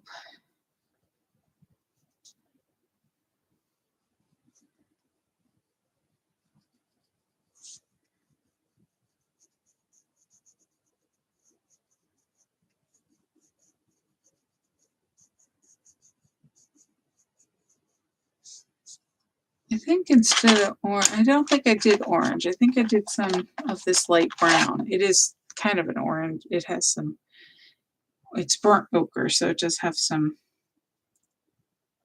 orange shading to it. So on my sample here, I colored in a little deeper color. I'm not doing that yet. We'll see.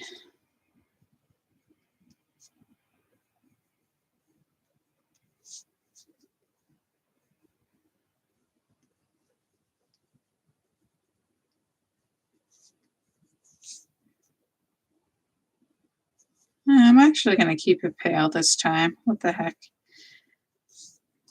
I'm going to add, actually I'm going to use that yellow-orange again, just to bring in a third color in a couple of spots.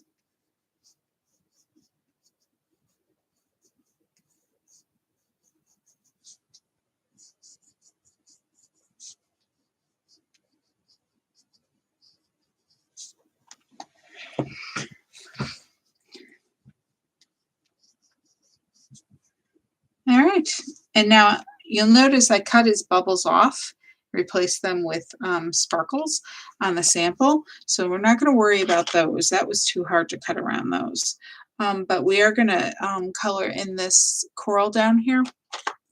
And I used a reddish color on mine. This is actually Crimson Lake.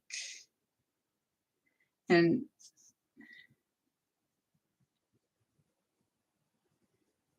it's actually hard when you're coloring this in to define all of the areas of that coral if you color too darkly.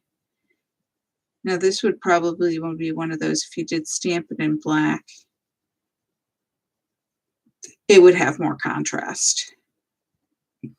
So if you bought the stamp set and you tried that, you might prefer it.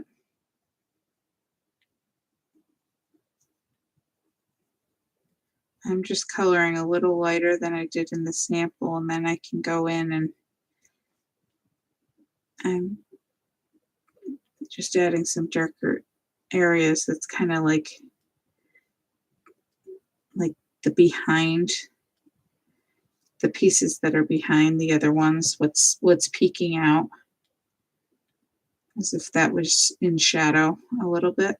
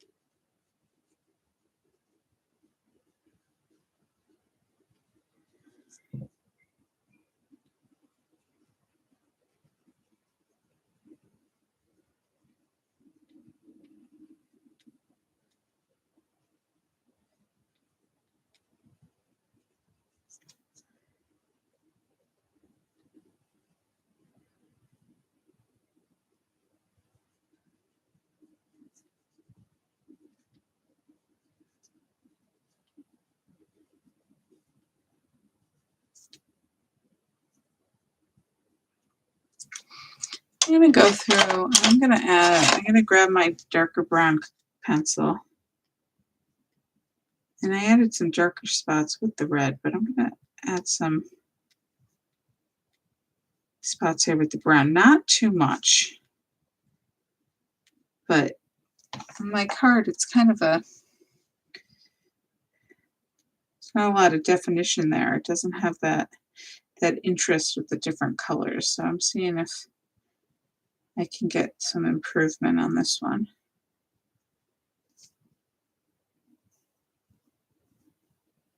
He would actually cut out well if you just wanted the turtle and not the kelp and not the coral here. He would probably cut out well just the turtle if you wanted a different look.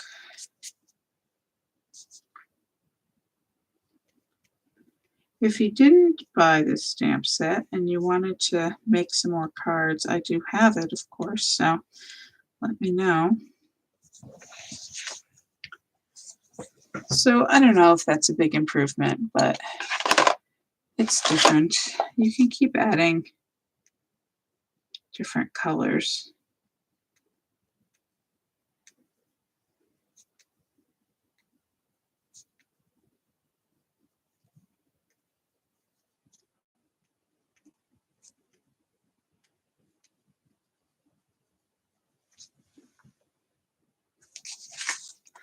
So there we go.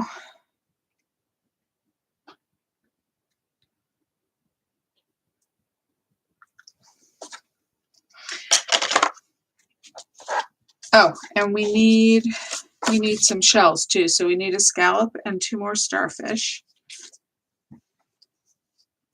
So since he's different, I'll do the scallop first.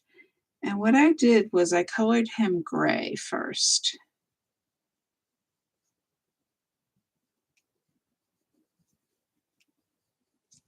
And then I added some pink highlights.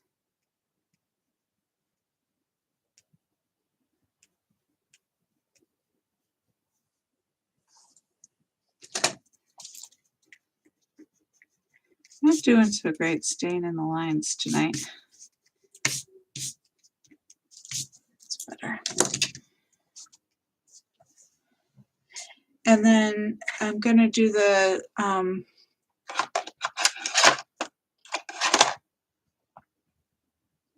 starfish like I did before. First, color it in with the peachy color, and then add some yellow and brown shading highlights.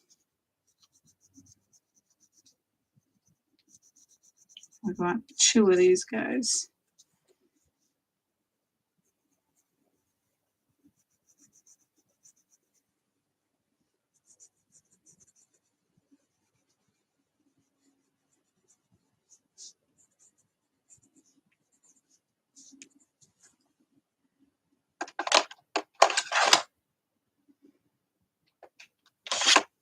Orange.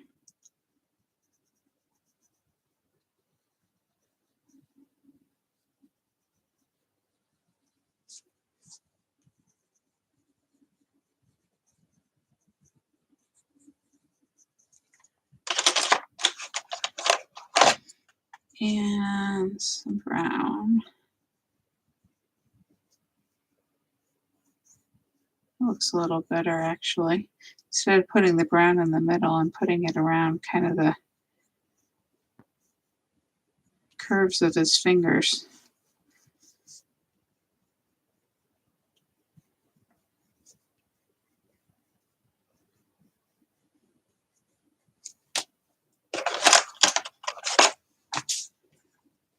I'm just softening the edge by bringing the peach back in. Blending.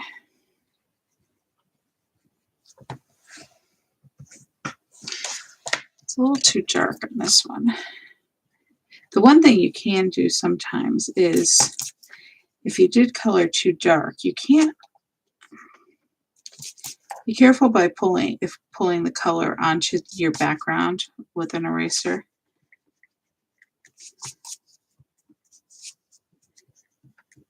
Because that is easy to do. But yeah, forget that. I guess I'm just going to color another one. What I was going to say is sometimes you can, if you've colored one color too dark, you can lighten it up. You can't get rid of it altogether with the eraser, but you can lighten it up. But on that case, I just kind of smudged it on the background. So I'm just, because I stamped an extra, I'm just going to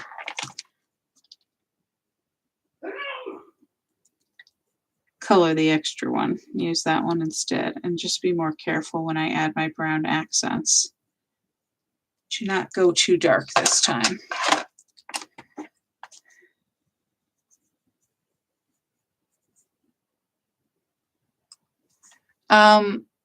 Kathy, I don't know if I can still get the stamp set for you. I will let you know, because it was a July stamp of the month.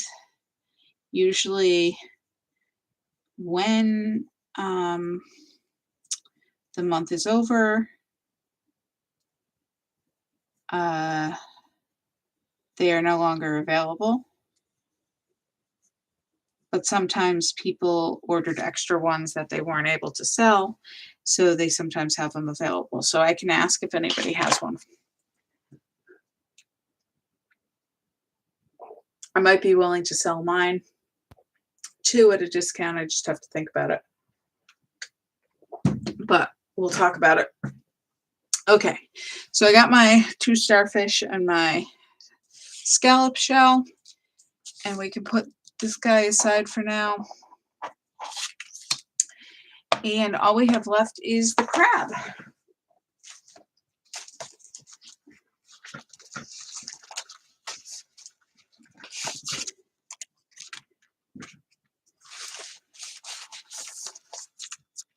Oh. Okay.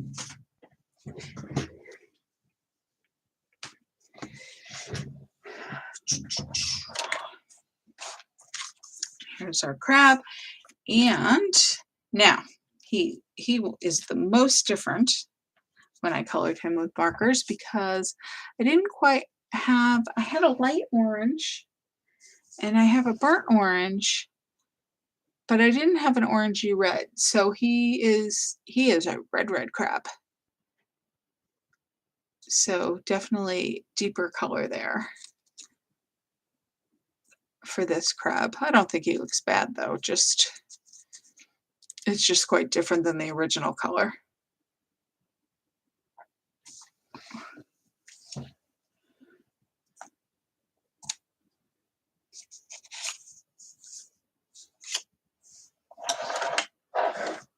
Ooh, excuse me.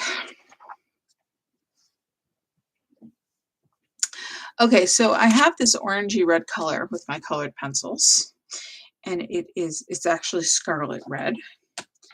And that is the color I used to color this guy.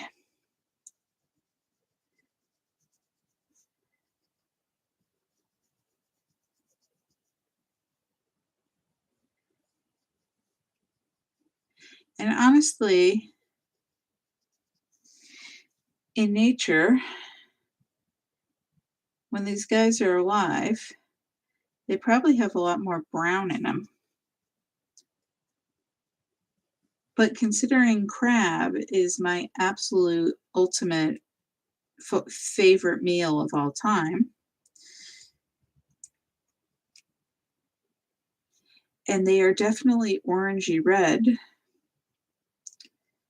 when they are on your plate, that is the color I picture crabs. Even though this guy is running away from me on the beach, but I'm not going to try to catch him and eat him, so he's safe.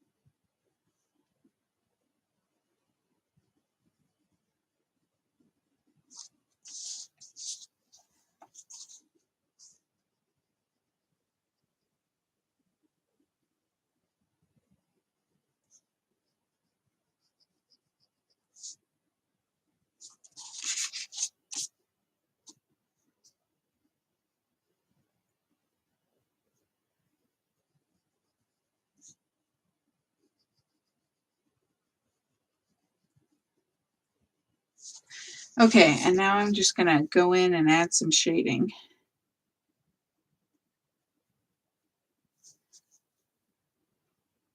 You could probably go in with another red or orange pencil if you wanted to add a little more color definition.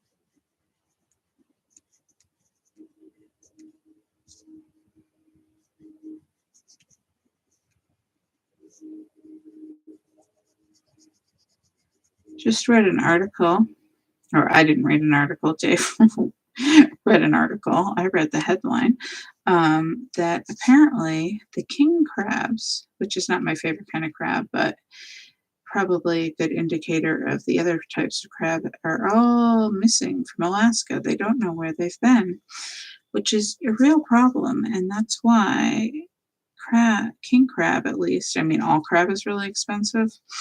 Um, it's always been expensive, but it's more expensive than ever right now. It's like selling for like $100 a pound or something like really super crazy because it's so hard to find.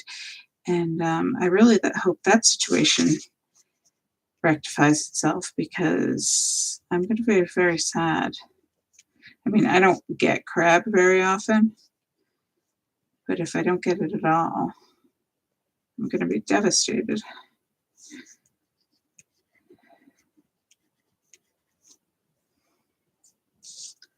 I'm going to add a little deeper red in here. What have we got here? Crimson. This is my Crimson Lake again. Just going over some of the darker areas again. Areas between the legs. Pincers. Add a little more color. Now that I've seen that marker colored one and he's such a deep red, now I feel like this guy's too orangey.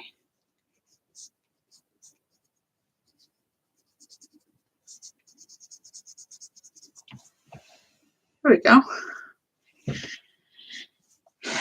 Okay, and then I'm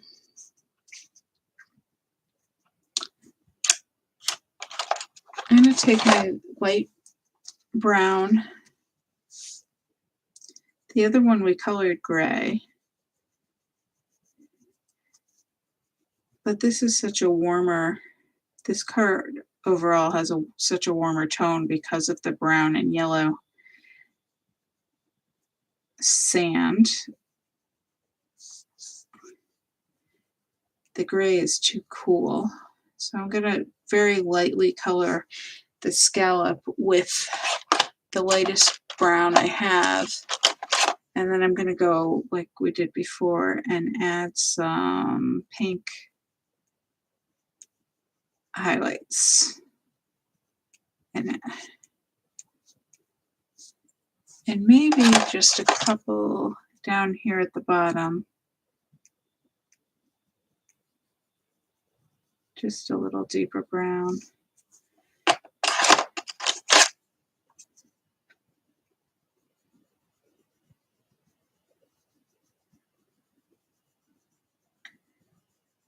And a little more pink.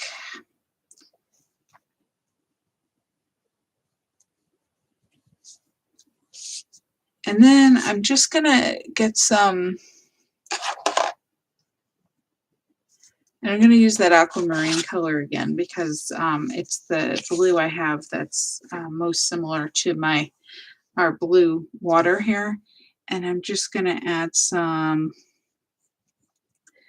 shading, some light lines. I'm not like coloring a whole defined area, but I'm just lightly scribbling some lines over what was supposed to, and that might very well meant to be sand, but the way I positioned it on the card here kind of looks like those lines the water makes into the sand when something is dragged, when the water or shells or rocks or whatever are kind of dragged over the sand. But I want it to look like it's water flowing over those lines. So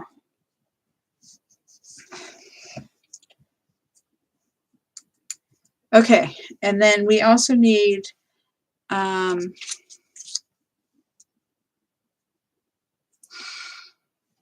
scallop and the other shell. So I've got a bunch stamped out here. So I'm going back to that peachy color.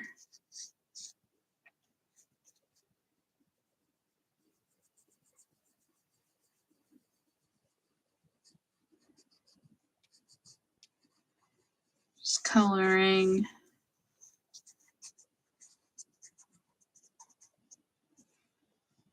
the whole shell in with that peachy color.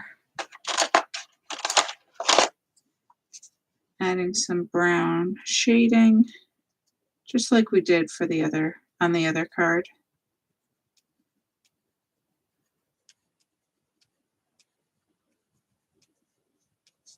And some pink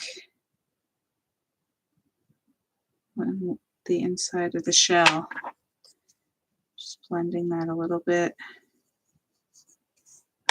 And you know, this guy is little, so I am going to add a little bit of gray to this one.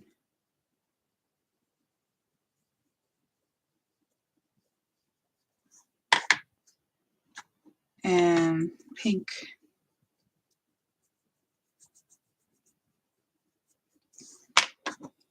And actually, if I go over it with the peach, it kind of warms that gray up a little bit.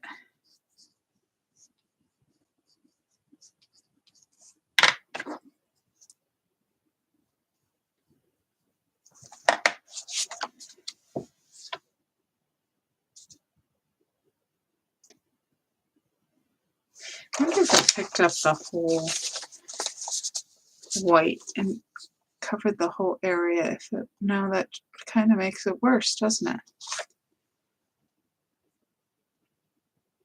All right, Kathy, good to see you. Have fun with the puppy. See you soon. If you have any questions, just let me know. All right, so we've done all the coloring now. And so now we can just cut out all our images and put our cards together.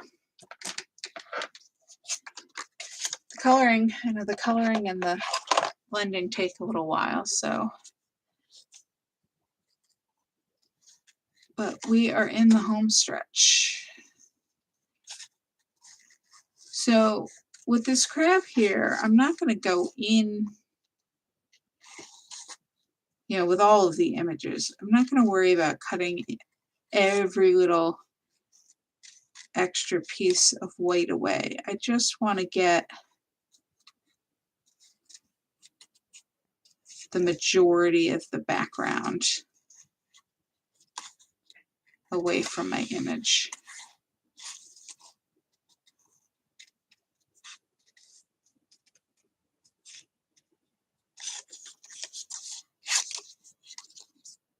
If you've got, sometimes I'll cut different areas depending on,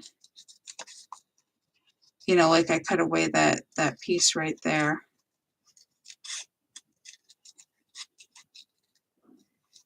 To make it easier to work around. And now I can go back in this direction. Some people don't feel comfortable cutting both from the right and the left, and I'm definitely better at one direction than the other, but sometimes it is easier to come in the other way.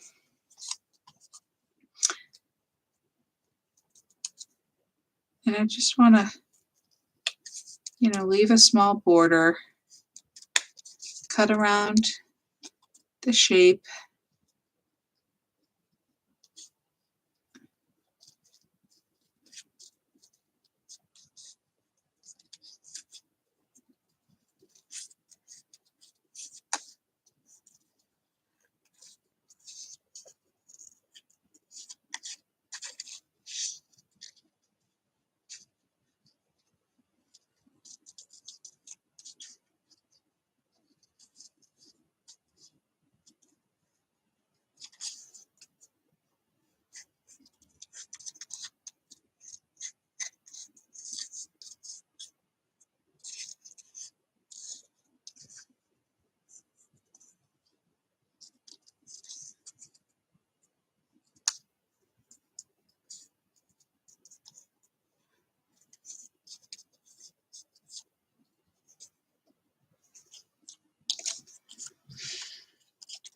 And there we go.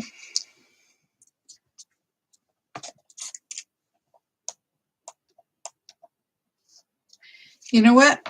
What I'm going to do here is, I know we're probably getting a little late, so I'm going to show you how we're going to cut down all of our blended pieces of cardstock and assemble our cards.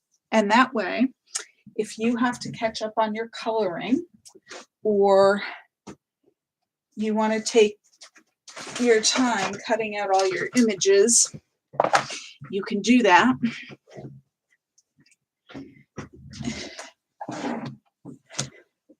Without feeling rushed, or without being too tired because the class has gone on for a while. So I'm just confirming. So like I said before, we're cutting out our images to be 3 1/4 they're all the same for all of the cards, 3 1/4 by 4 3/4. So what I like to do is I like to cut a little bit off of each edge. So, so this is,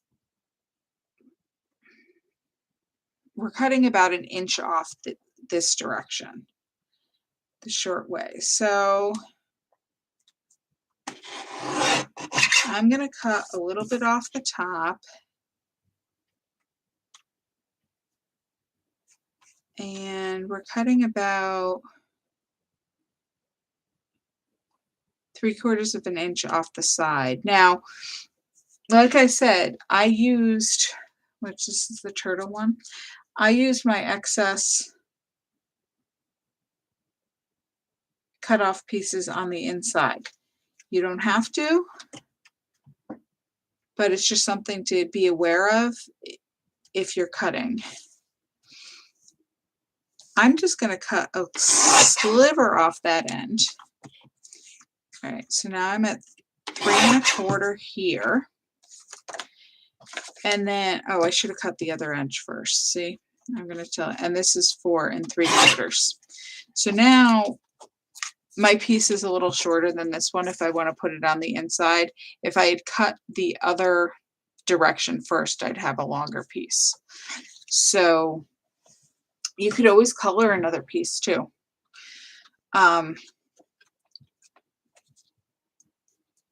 So see, now it fits on the inside. Let me look for this one. Okay, so I want this direction to be, I want this length. So what I'm going to do is cut just a sliver off this side because I like this side. And then I want it to be 3 1/4 inches wide.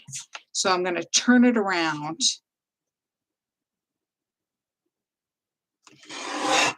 and cut it at 3 1/4. Now I have this nice wide piece that I can put on the inside of my card, which is actually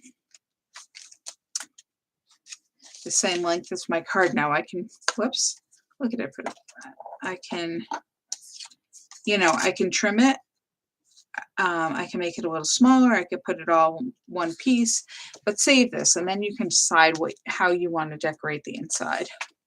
So now I've got to cut the other two sides, and this has got to go from being 5 1/2 inches to 4 3/4. So that's about 3/4 of an inch you have to play with. I'm going to take about 1/4 inch off the bottom. And then I'm going to take a bigger piece, about 1/2 inch off the top, because I just like the darker area on this one. So you can decide, if you'd rather take off more of the lighter areas or the darker areas, whatever you like, or you can kind of make it even amount all the way around. The final measurement of each piece just needs to be 3 1/4 by 4 3/4. And these are colored strips now that I've cut off. You can save these to decorate the inside, or you can toss them out when you're done, whatever you prefer.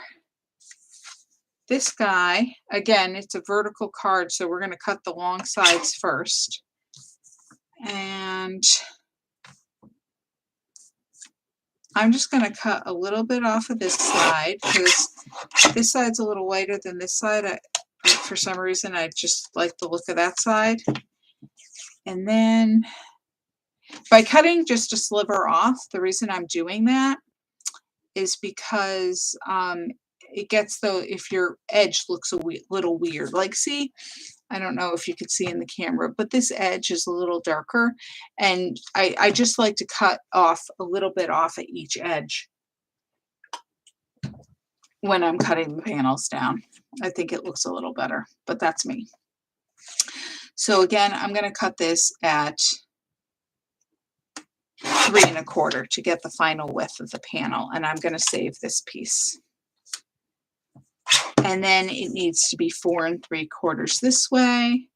So I am going to cut a little bit off of this side, and then I'm going to cut it at 4 3/4 for my final measurement. Now, you don't have to be as anal as I am about where you cut. You can cut wherever you want. You can just, cut all the way around.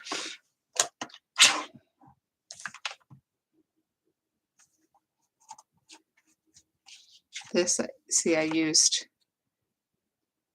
that piece, so I'm just going to cut a little bit off this edge to clean up that edge. I'm going to cut it at 4 3/4, and this piece I can save for the crab, the inside. So basically the objective here is cut the side, the length you want for the inside of the card first. So if it's a horizontal card, cut the short ends first. If it's a vertical card, cut the long ends first and cut the 2 opposite sides, and then turn the card around and cut the 2 perpendicular sides from that. So this, I want more water than I do sand, so I'm going to just cut a little bit off the top. I'm going to turn it around, and I'm going to cut at 3 1/4. And I have more water area than I have sand area. I hope I, in the end, kind of explained that well enough. I'm just typing in, I know I've said it several times, so I'm just typing in that measurement again. That's 3 1/4 by 4 3/4.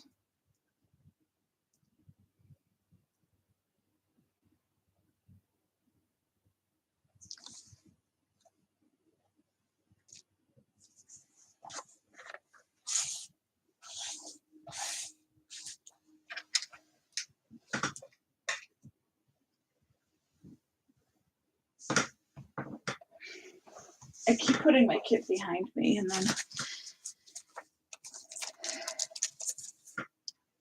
I don't know where it is. So from here,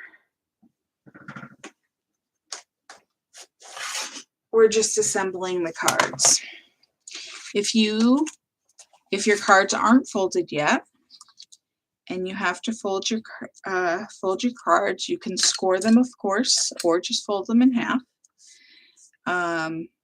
They're 11 inches long, so you're going to score at 5 1/2.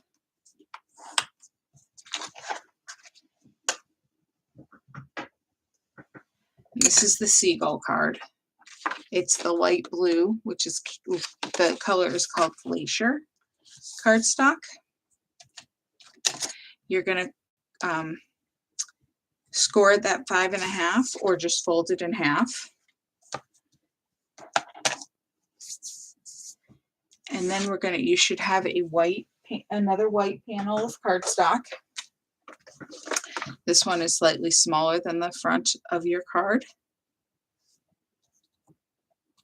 It's actually 3 1/2 by 5. All these measurements are also in your directions, which I have sent you. So hopefully, if you want to make more, that'll help you out. All the directions should be in there. And this panel gets attached to the front of the card, centered. And you should have this one. I used a little bigger border on this one than I normally do. Usually I go with the 1/8 inch border. This is a 1/4 inch border. But then we're going to put our ink blended panel on top of it.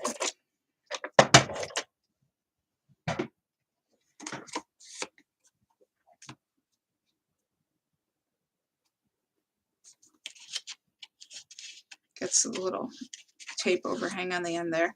And now you'll have an 1/8 inch border of that white around your ink blended panel. You should have a tiny piece of Glacier that says time to relax. We're going to add adhesive to that as well.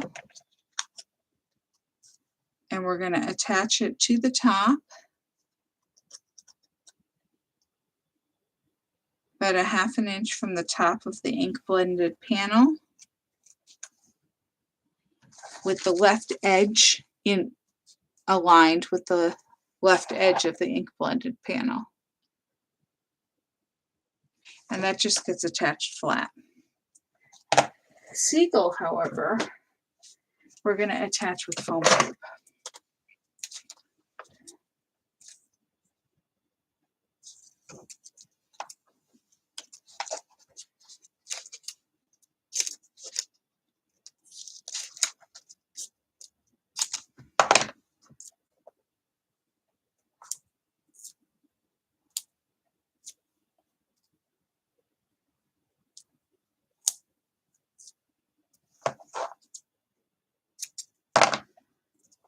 So I'm just putting some pieces of foam tape on the back of this guy.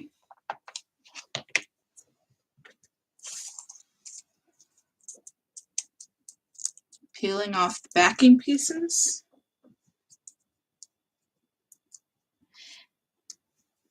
And I'm aligning the bottom of the wooden pillars. I mean, they're not straight, but somewhat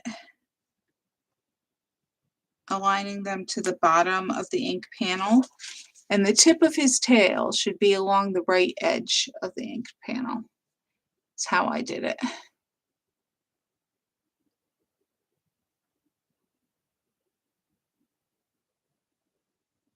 And then we're just going to add a few of these bitty sparkles to the edge of the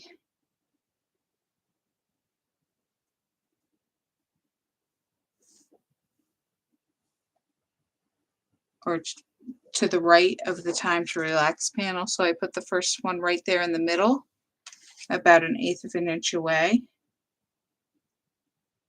And when you're trying to space out 3, which is what I'm trying to do, to get even spacing, one of the ways to do it would be to put the middle one down first. And then you can put the top and bottom, or the left and right, however you're working, on next, equidistant from the middle one, so you get some even spacing. So that's this guy.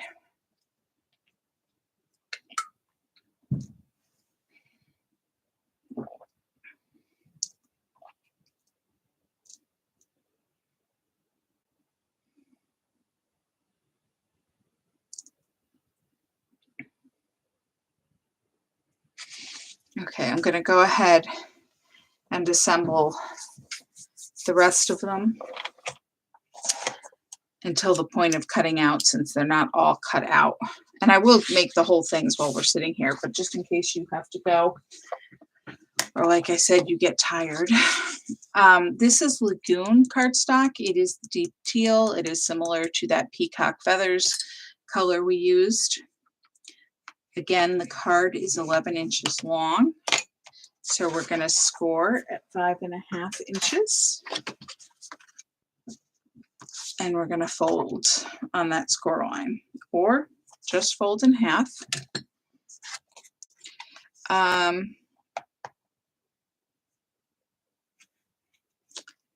This is the, sorry, I should put these out so you can see them. This is the fish card.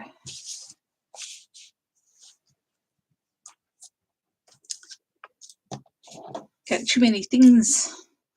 Okay, so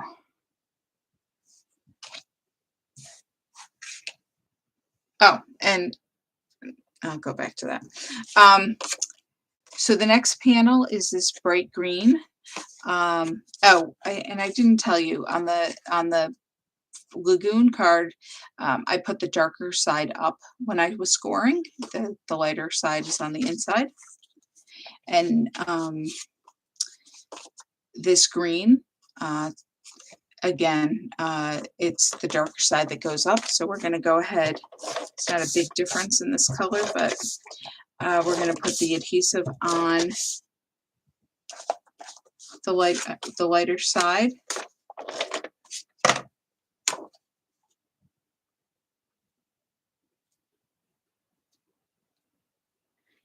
And attach that to the center of the card.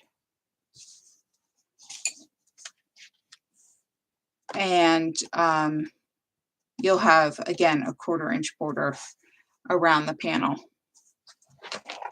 And then we're going to put our trimmed down inked panel on top of that.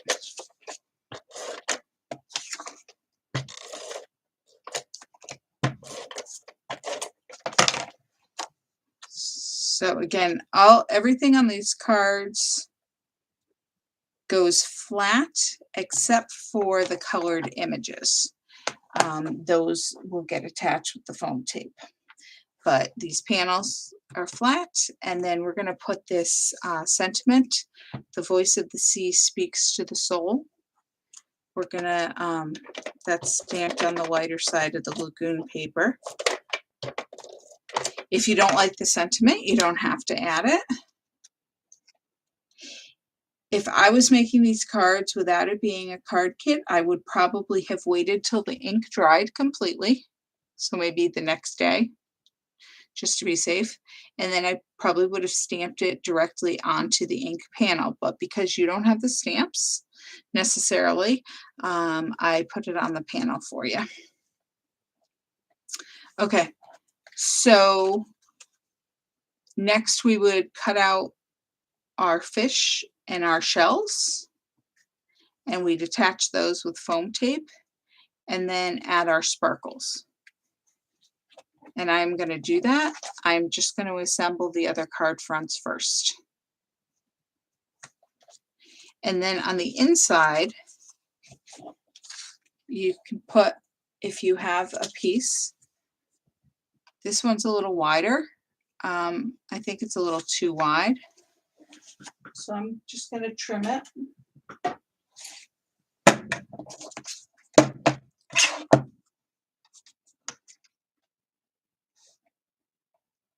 I'm going to make it about 3/4 of an inch. And then I'm also going to make it 5/4 of an inch tall. The card is 5.5 inches tall. That gives me a little bit of a border.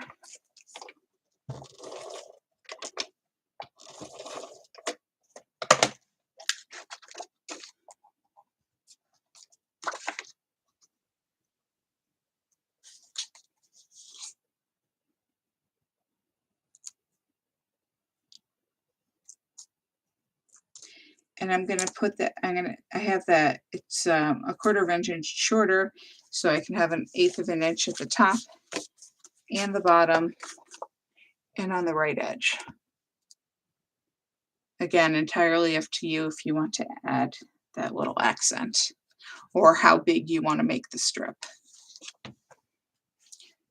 So we're just going to put that aside for now while you can see that up there. We'll make the, get my pencils out of the way.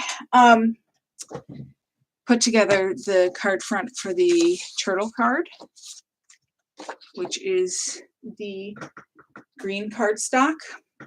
We're going to put the darker color facing us in our scoreboard. Score at 5.5 inches.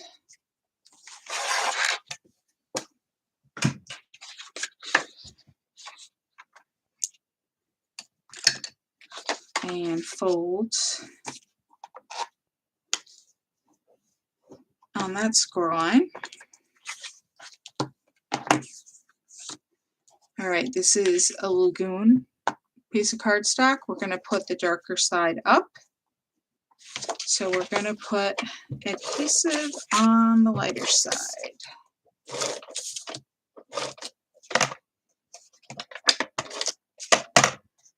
And center that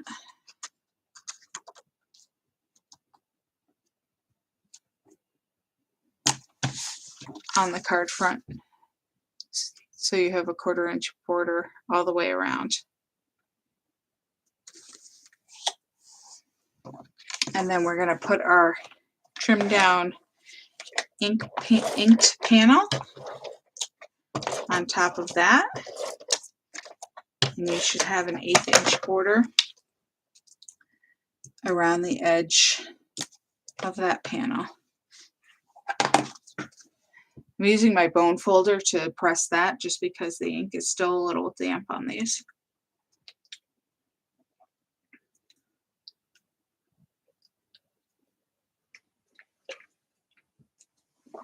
And then again, we have another, the voice of the sea speaks to the soul.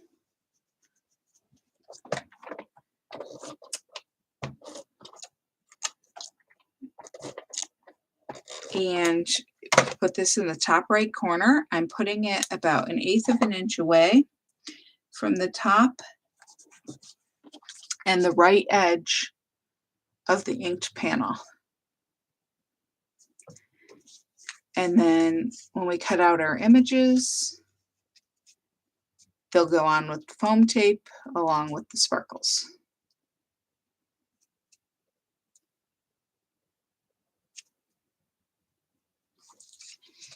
And then on the inside, this is the one I cut first, and I cut it in the wrong order.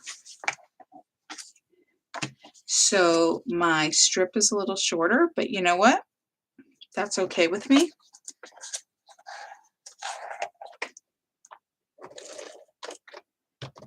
Just going to leave it the size it is. You notice on the sample I made, I had it the full height of the card, which is 4 inches. This guy, I think, is only the 3 1/4.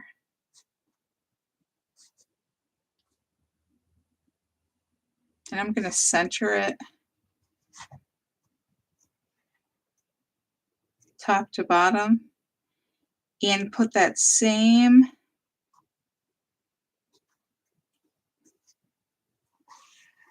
about 3/8 of an inch. I'm going to put that same border on all 3 sides. You can push it closer to the edge if you want. I don't usually put really big sentiments in my cards, so that gives me enough space. If you don't, if you're not sure what kind of sentiment or what kind of space you're going to need on the inside of the card, I always suggest you could always save this until you're ready to send the card and add it at that point if you want to.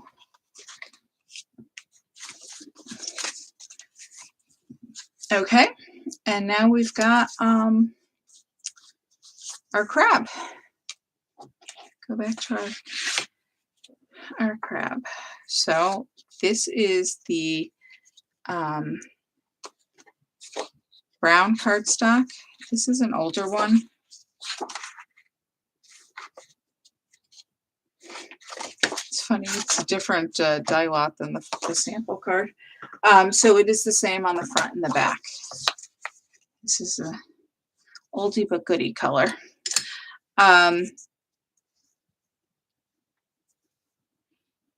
This one is called Saddle, but there's a color that is currently available that is, I think it's toffee. I've put it in your notes. When I use a retired color, I usually tell you what color I use and then tell you what color of what's currently available to use in its place, because in the card kits I sometimes use, I use what I have available. So score at 5.5 inches. Fold.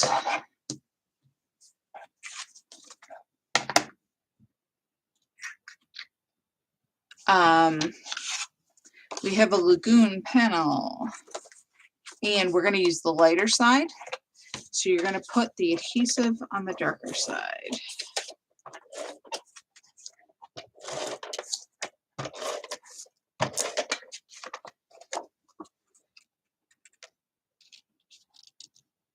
Centered with your 1/4 inch border all the way around.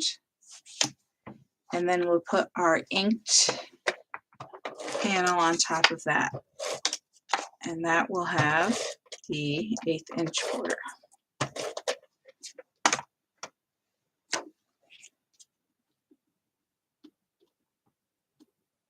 Centered. And there you go. And now we have the good vibes sentiment, sending good vibes your way.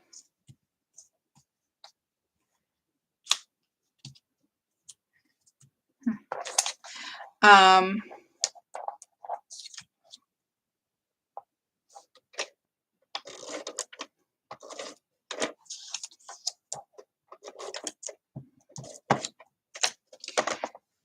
going to attach that to the front of the inked panel, about 1/8 of an inch down from the top and over from the left edges of that panel.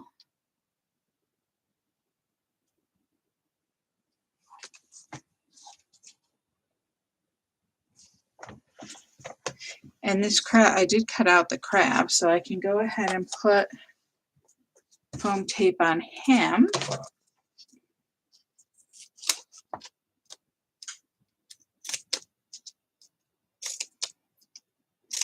I know it was probably speedy there, so you might be trying to catch up with me, so sorry about that.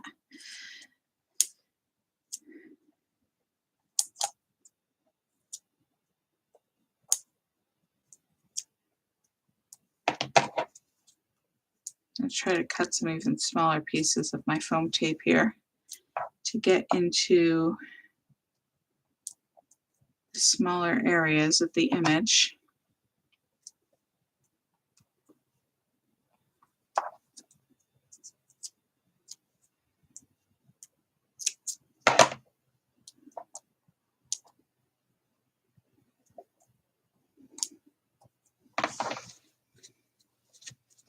I just like to get it around those little spots that kind of poke out so that when you're putting it into an envelope, they don't get caught.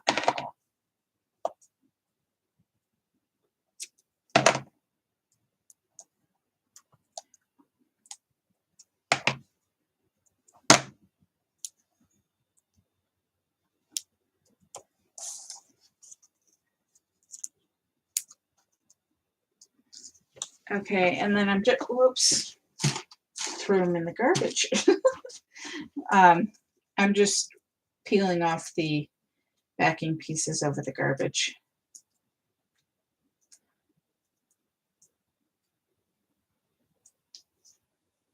So I don't drop them all over the place.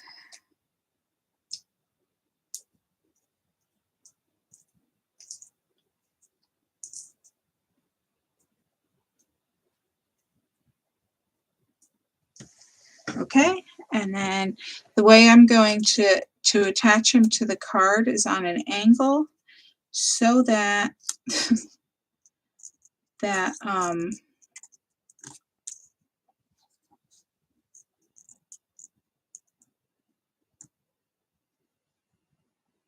water line kind of follows the curve of the water there.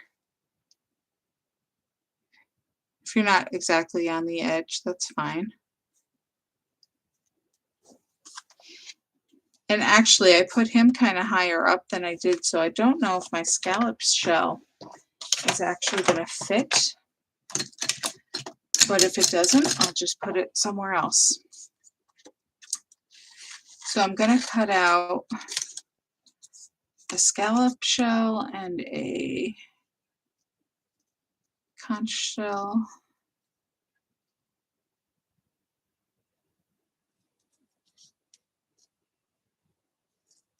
again, I'm leaving that 1/16 to 1/8 inch border of white cardstock around the image.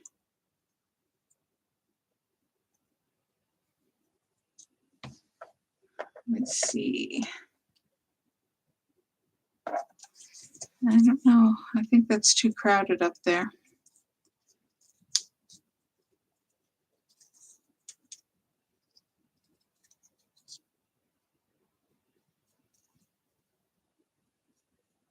So the beauty and the frustrating part of these is that everyone is different.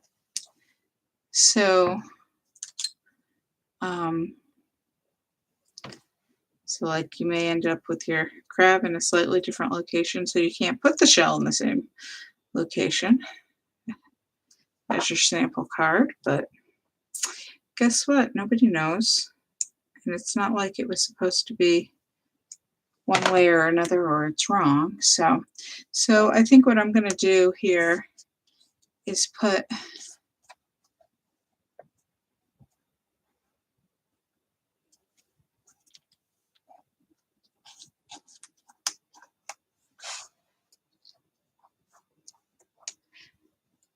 my 2 shells over here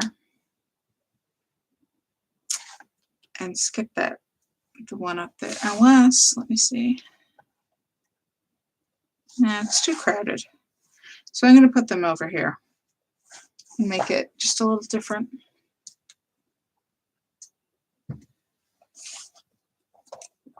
But I am going to use foam tape to do that. So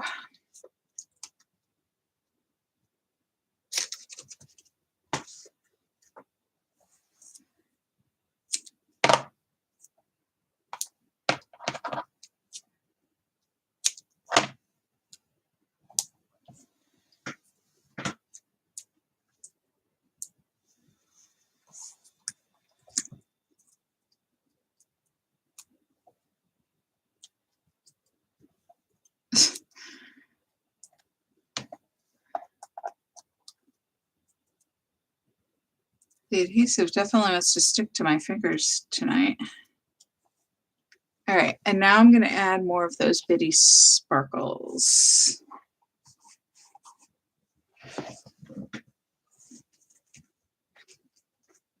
I lost one somewhere. Hopefully you have all the ones. They're so small. They're hard to keep track of. Oh, there they are. It's like I know I put the package somewhere. So if you need more sparkles, just let me know.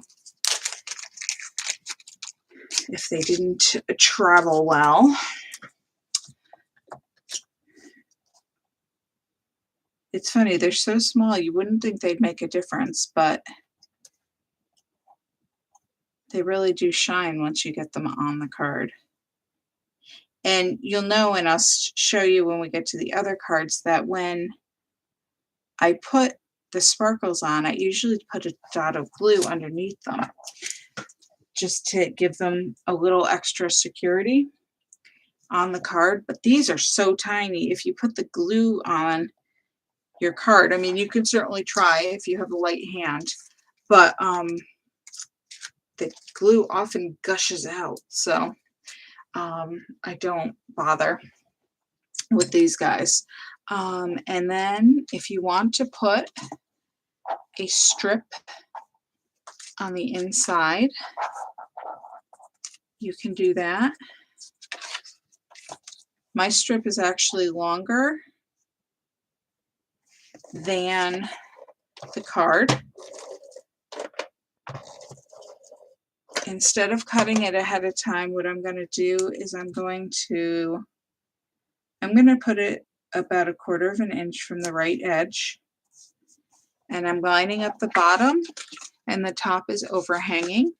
I'm just going to turn it over and cut at that card edge to make it fit.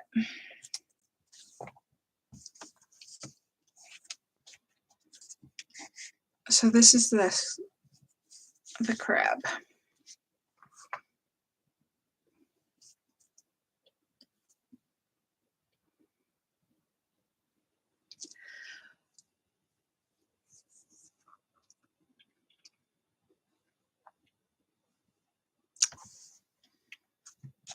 All right. So, got the crab. We've got the seagull. I'm going to go ahead and put my strip inside my seagull card. That'll give you a second to catch up if you need to. I'm going to cut my strip to 5¼ inches, which is 1/4 inch shorter than the length of the card. And I'm going to cut it to be 3/4 inch wide.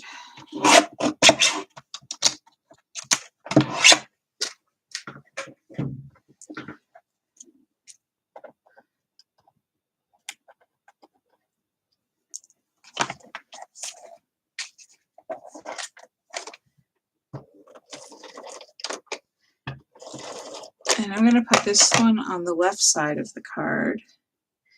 And I'm going to leave that 1/8 inch border all the way around.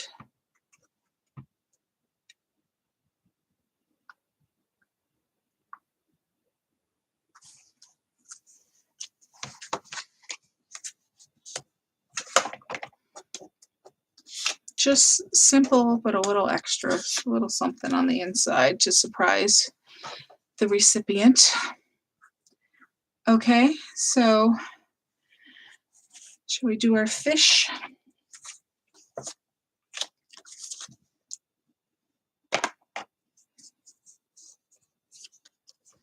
We've got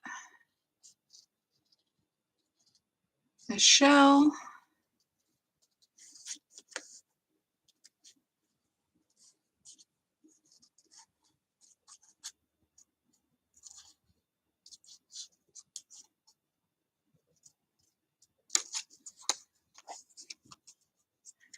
And 2 starfish.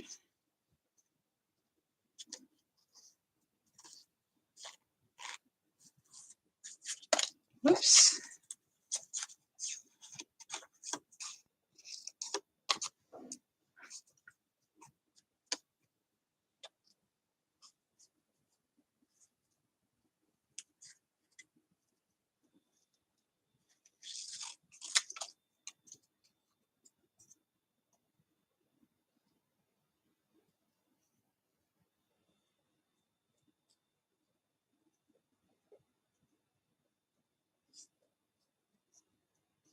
The bugs are very noisy outside right now. I don't know if it's quiet enough that you can actually hear it through my microphone.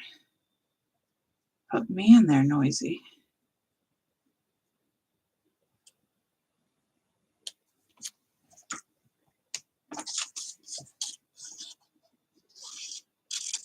End of summer serenade, I guess.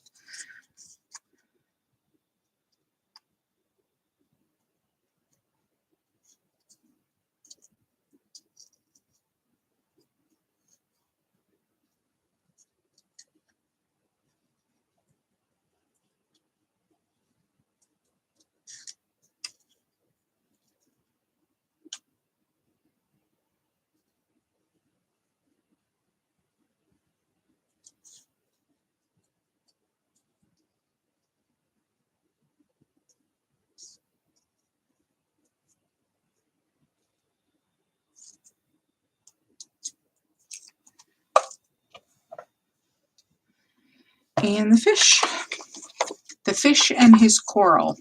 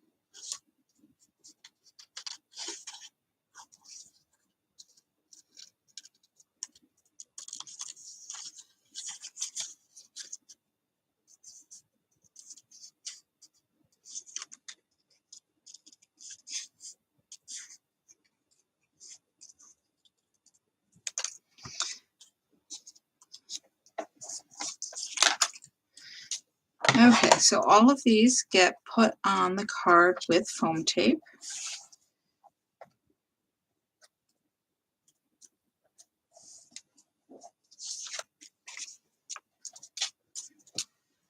Trying to clean up all my pieces everywhere. Foam tape.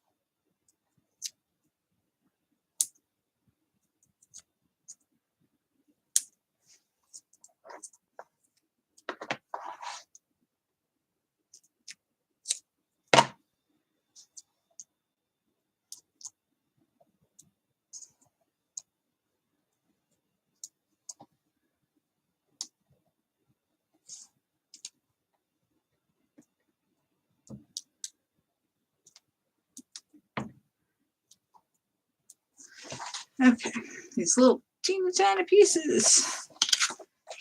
Oh, I didn't put any on the shells.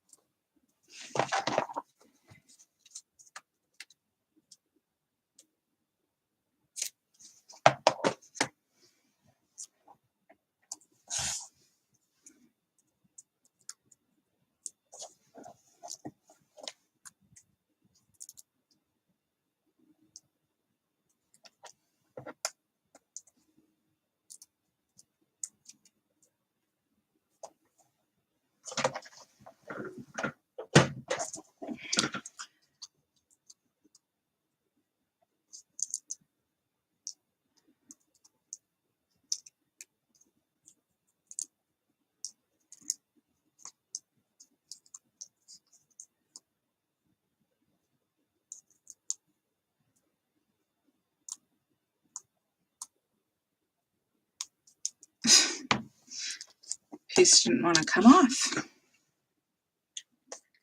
And again, I got pieces trying to stick to me. All right, so we are going to put the fish kind of here, like he's angled up, ready to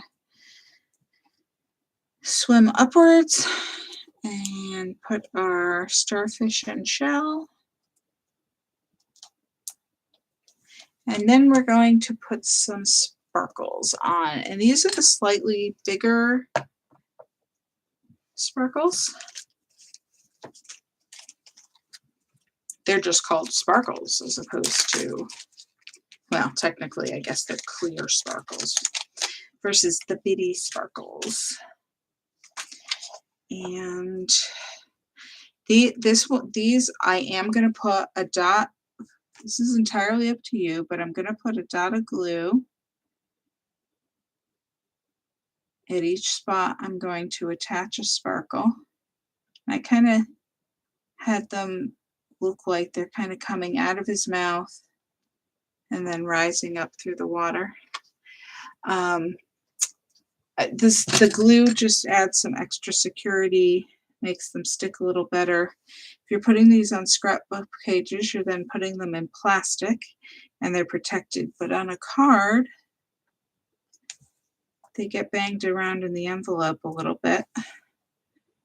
So I just like to add a little extra security.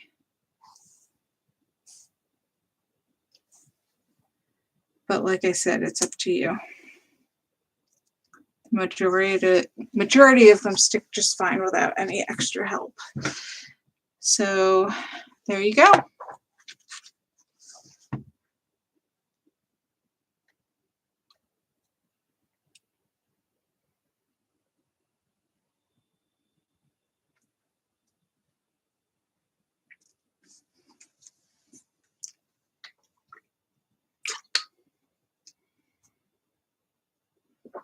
All right. And all we have left is Mr. Turtle.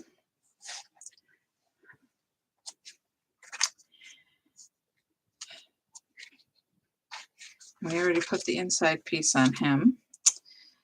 So, oh.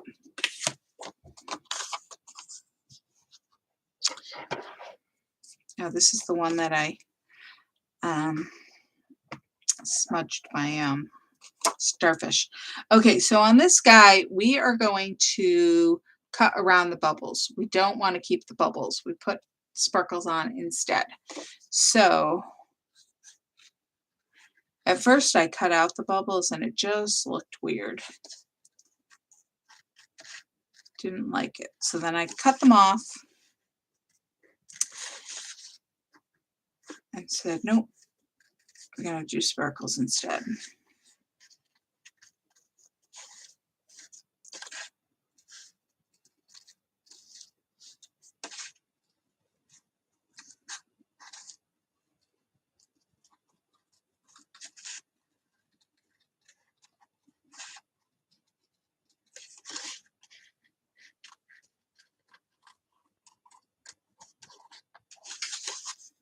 And then I'm just going to cut partially down between the pieces of kelp just to get rid of a little more of the white, but I didn't go all the way down.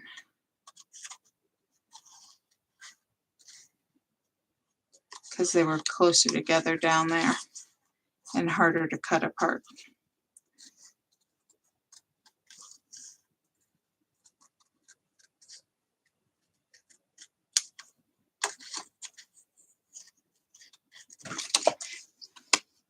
Sometimes when you have a bigger piece like that, it's harder to maneuver your scissors around. So if you cut off the excess overhang, you sometimes have an easier time cutting.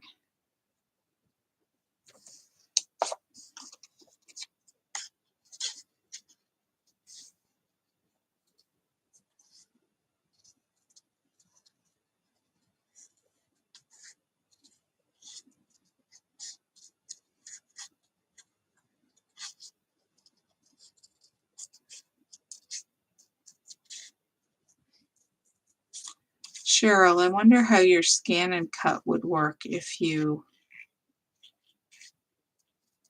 know, we don't have the thin cuts, but I wonder if the scan and cut would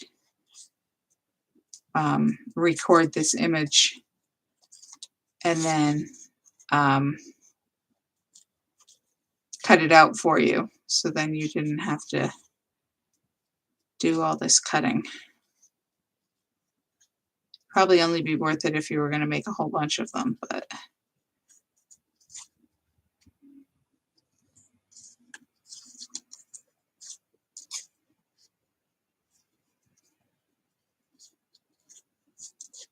I cut around the bottom of the coral first. Now I'm going to go back and cut in between that coral and the turtle a little bit.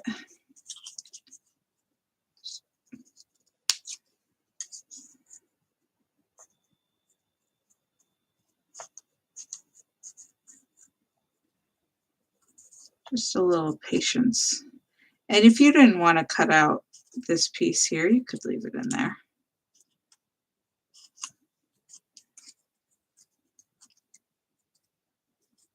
Whoops.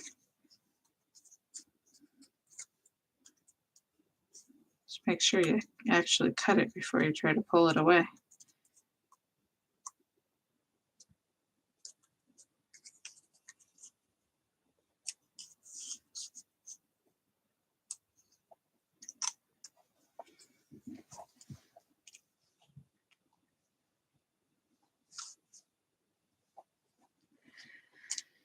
And we've got 2 starfish and a scallop.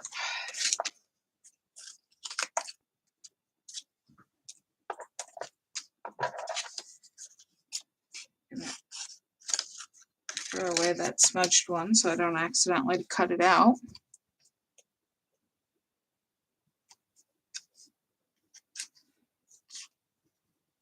Yeah, Cheryl's just saying that it might be possible, but the shading might throw it off. And yeah, I've heard that sometimes it's tricky, some of the shapes, if it's not a really like well-defined shape, like really, what am I trying to say? Like a really bold border kind of thing. That sometimes it doesn't quite register the shape correctly to cut it out. And then it cuts out excess, or I think not all of it sometimes. It might take some extra manipulation. They should have just made us thin cuts, right?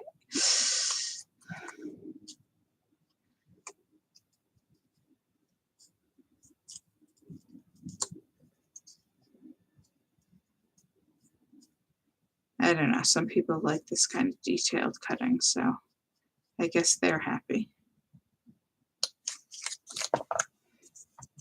I don't mind doing it as long as I'm not doing a ton of these. Like I would never cut out like 100 of these for a special under the sea Christmas cards or something, but a few of them are definitely worth it.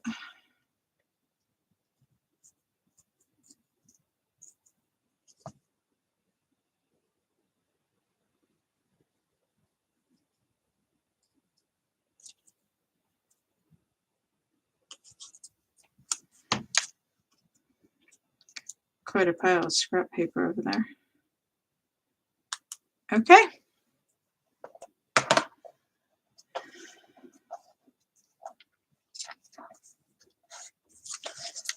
Time for the foam tape.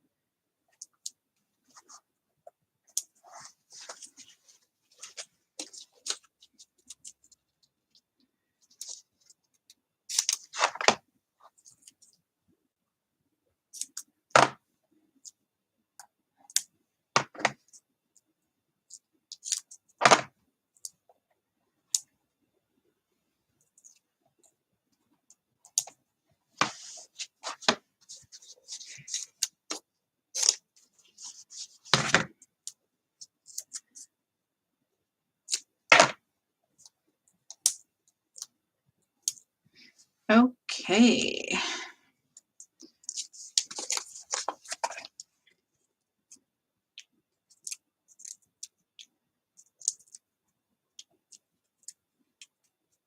Just trying to peel off the putting the backing pieces onto a piece of scrap paper so I can dump it in the garbage and they don't fly everywhere, if you're wondering what I was doing there. All right, so this guy goes over here.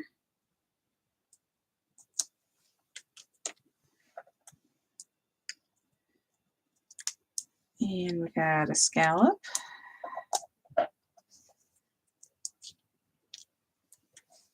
And a starfish.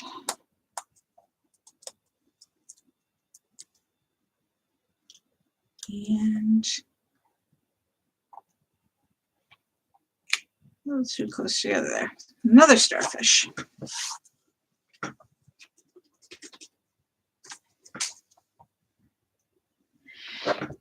Oh, and we can put our sparkles on, but first I'm going to put my dots of glue.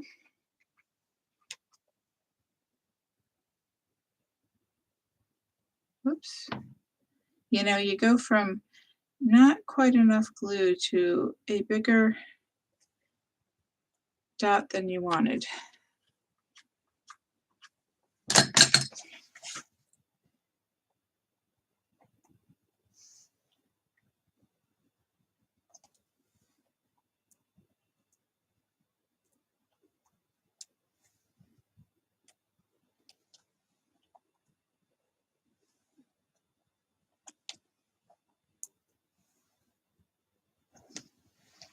And there we go.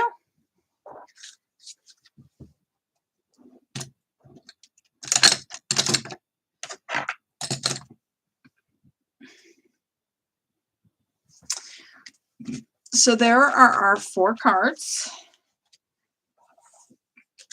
I hope you enjoyed that.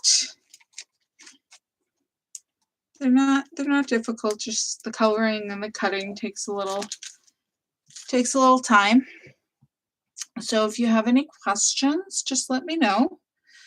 If you get a chance and give me a thumbs up on the video, that would be great.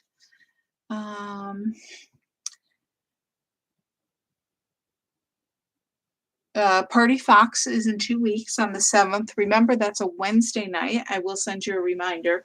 That is a Wednesday night because it's Labor Day week, and I didn't want to do it the Tuesday after Labor Day. I didn't know if that would affect anybody's schedule.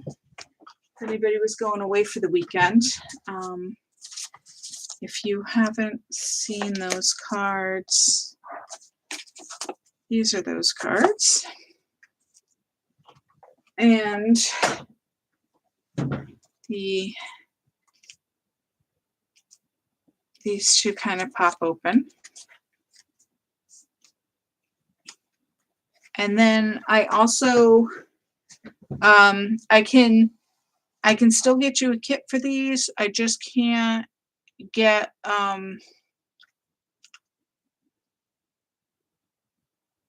the markers in time for class, but you may have your own markers. These are the alcohol markers, or I could always get the markers afterwards. Oh, good, Jan. I hope you liked it. I'm glad you liked it, rather. And then I just posted this card class today. It's going to be on September 20th. I need to know by next Wednesday, the 31st, if you'd like to take it. These are the autumn, the Crisp Air PML card class. So we're going to use those PML cards for all the images. So it's just a lot of cutting and assembling. There's 10 cards. So lots of fun, beautiful cards, but they go together pretty easily. And with this beautiful, beautiful paper. So, and of course shimmer trim, because we got to have the glitz. So let me know if you're interested in that. And that's about it for now, I guess. Any last minute questions? You can always contact me if you think of something afterwards.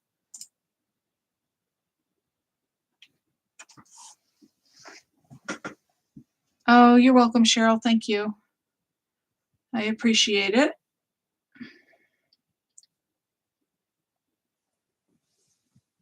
And hope you guys all have fun doing some ink blending. All right. Good night. I will see you soon. Bye.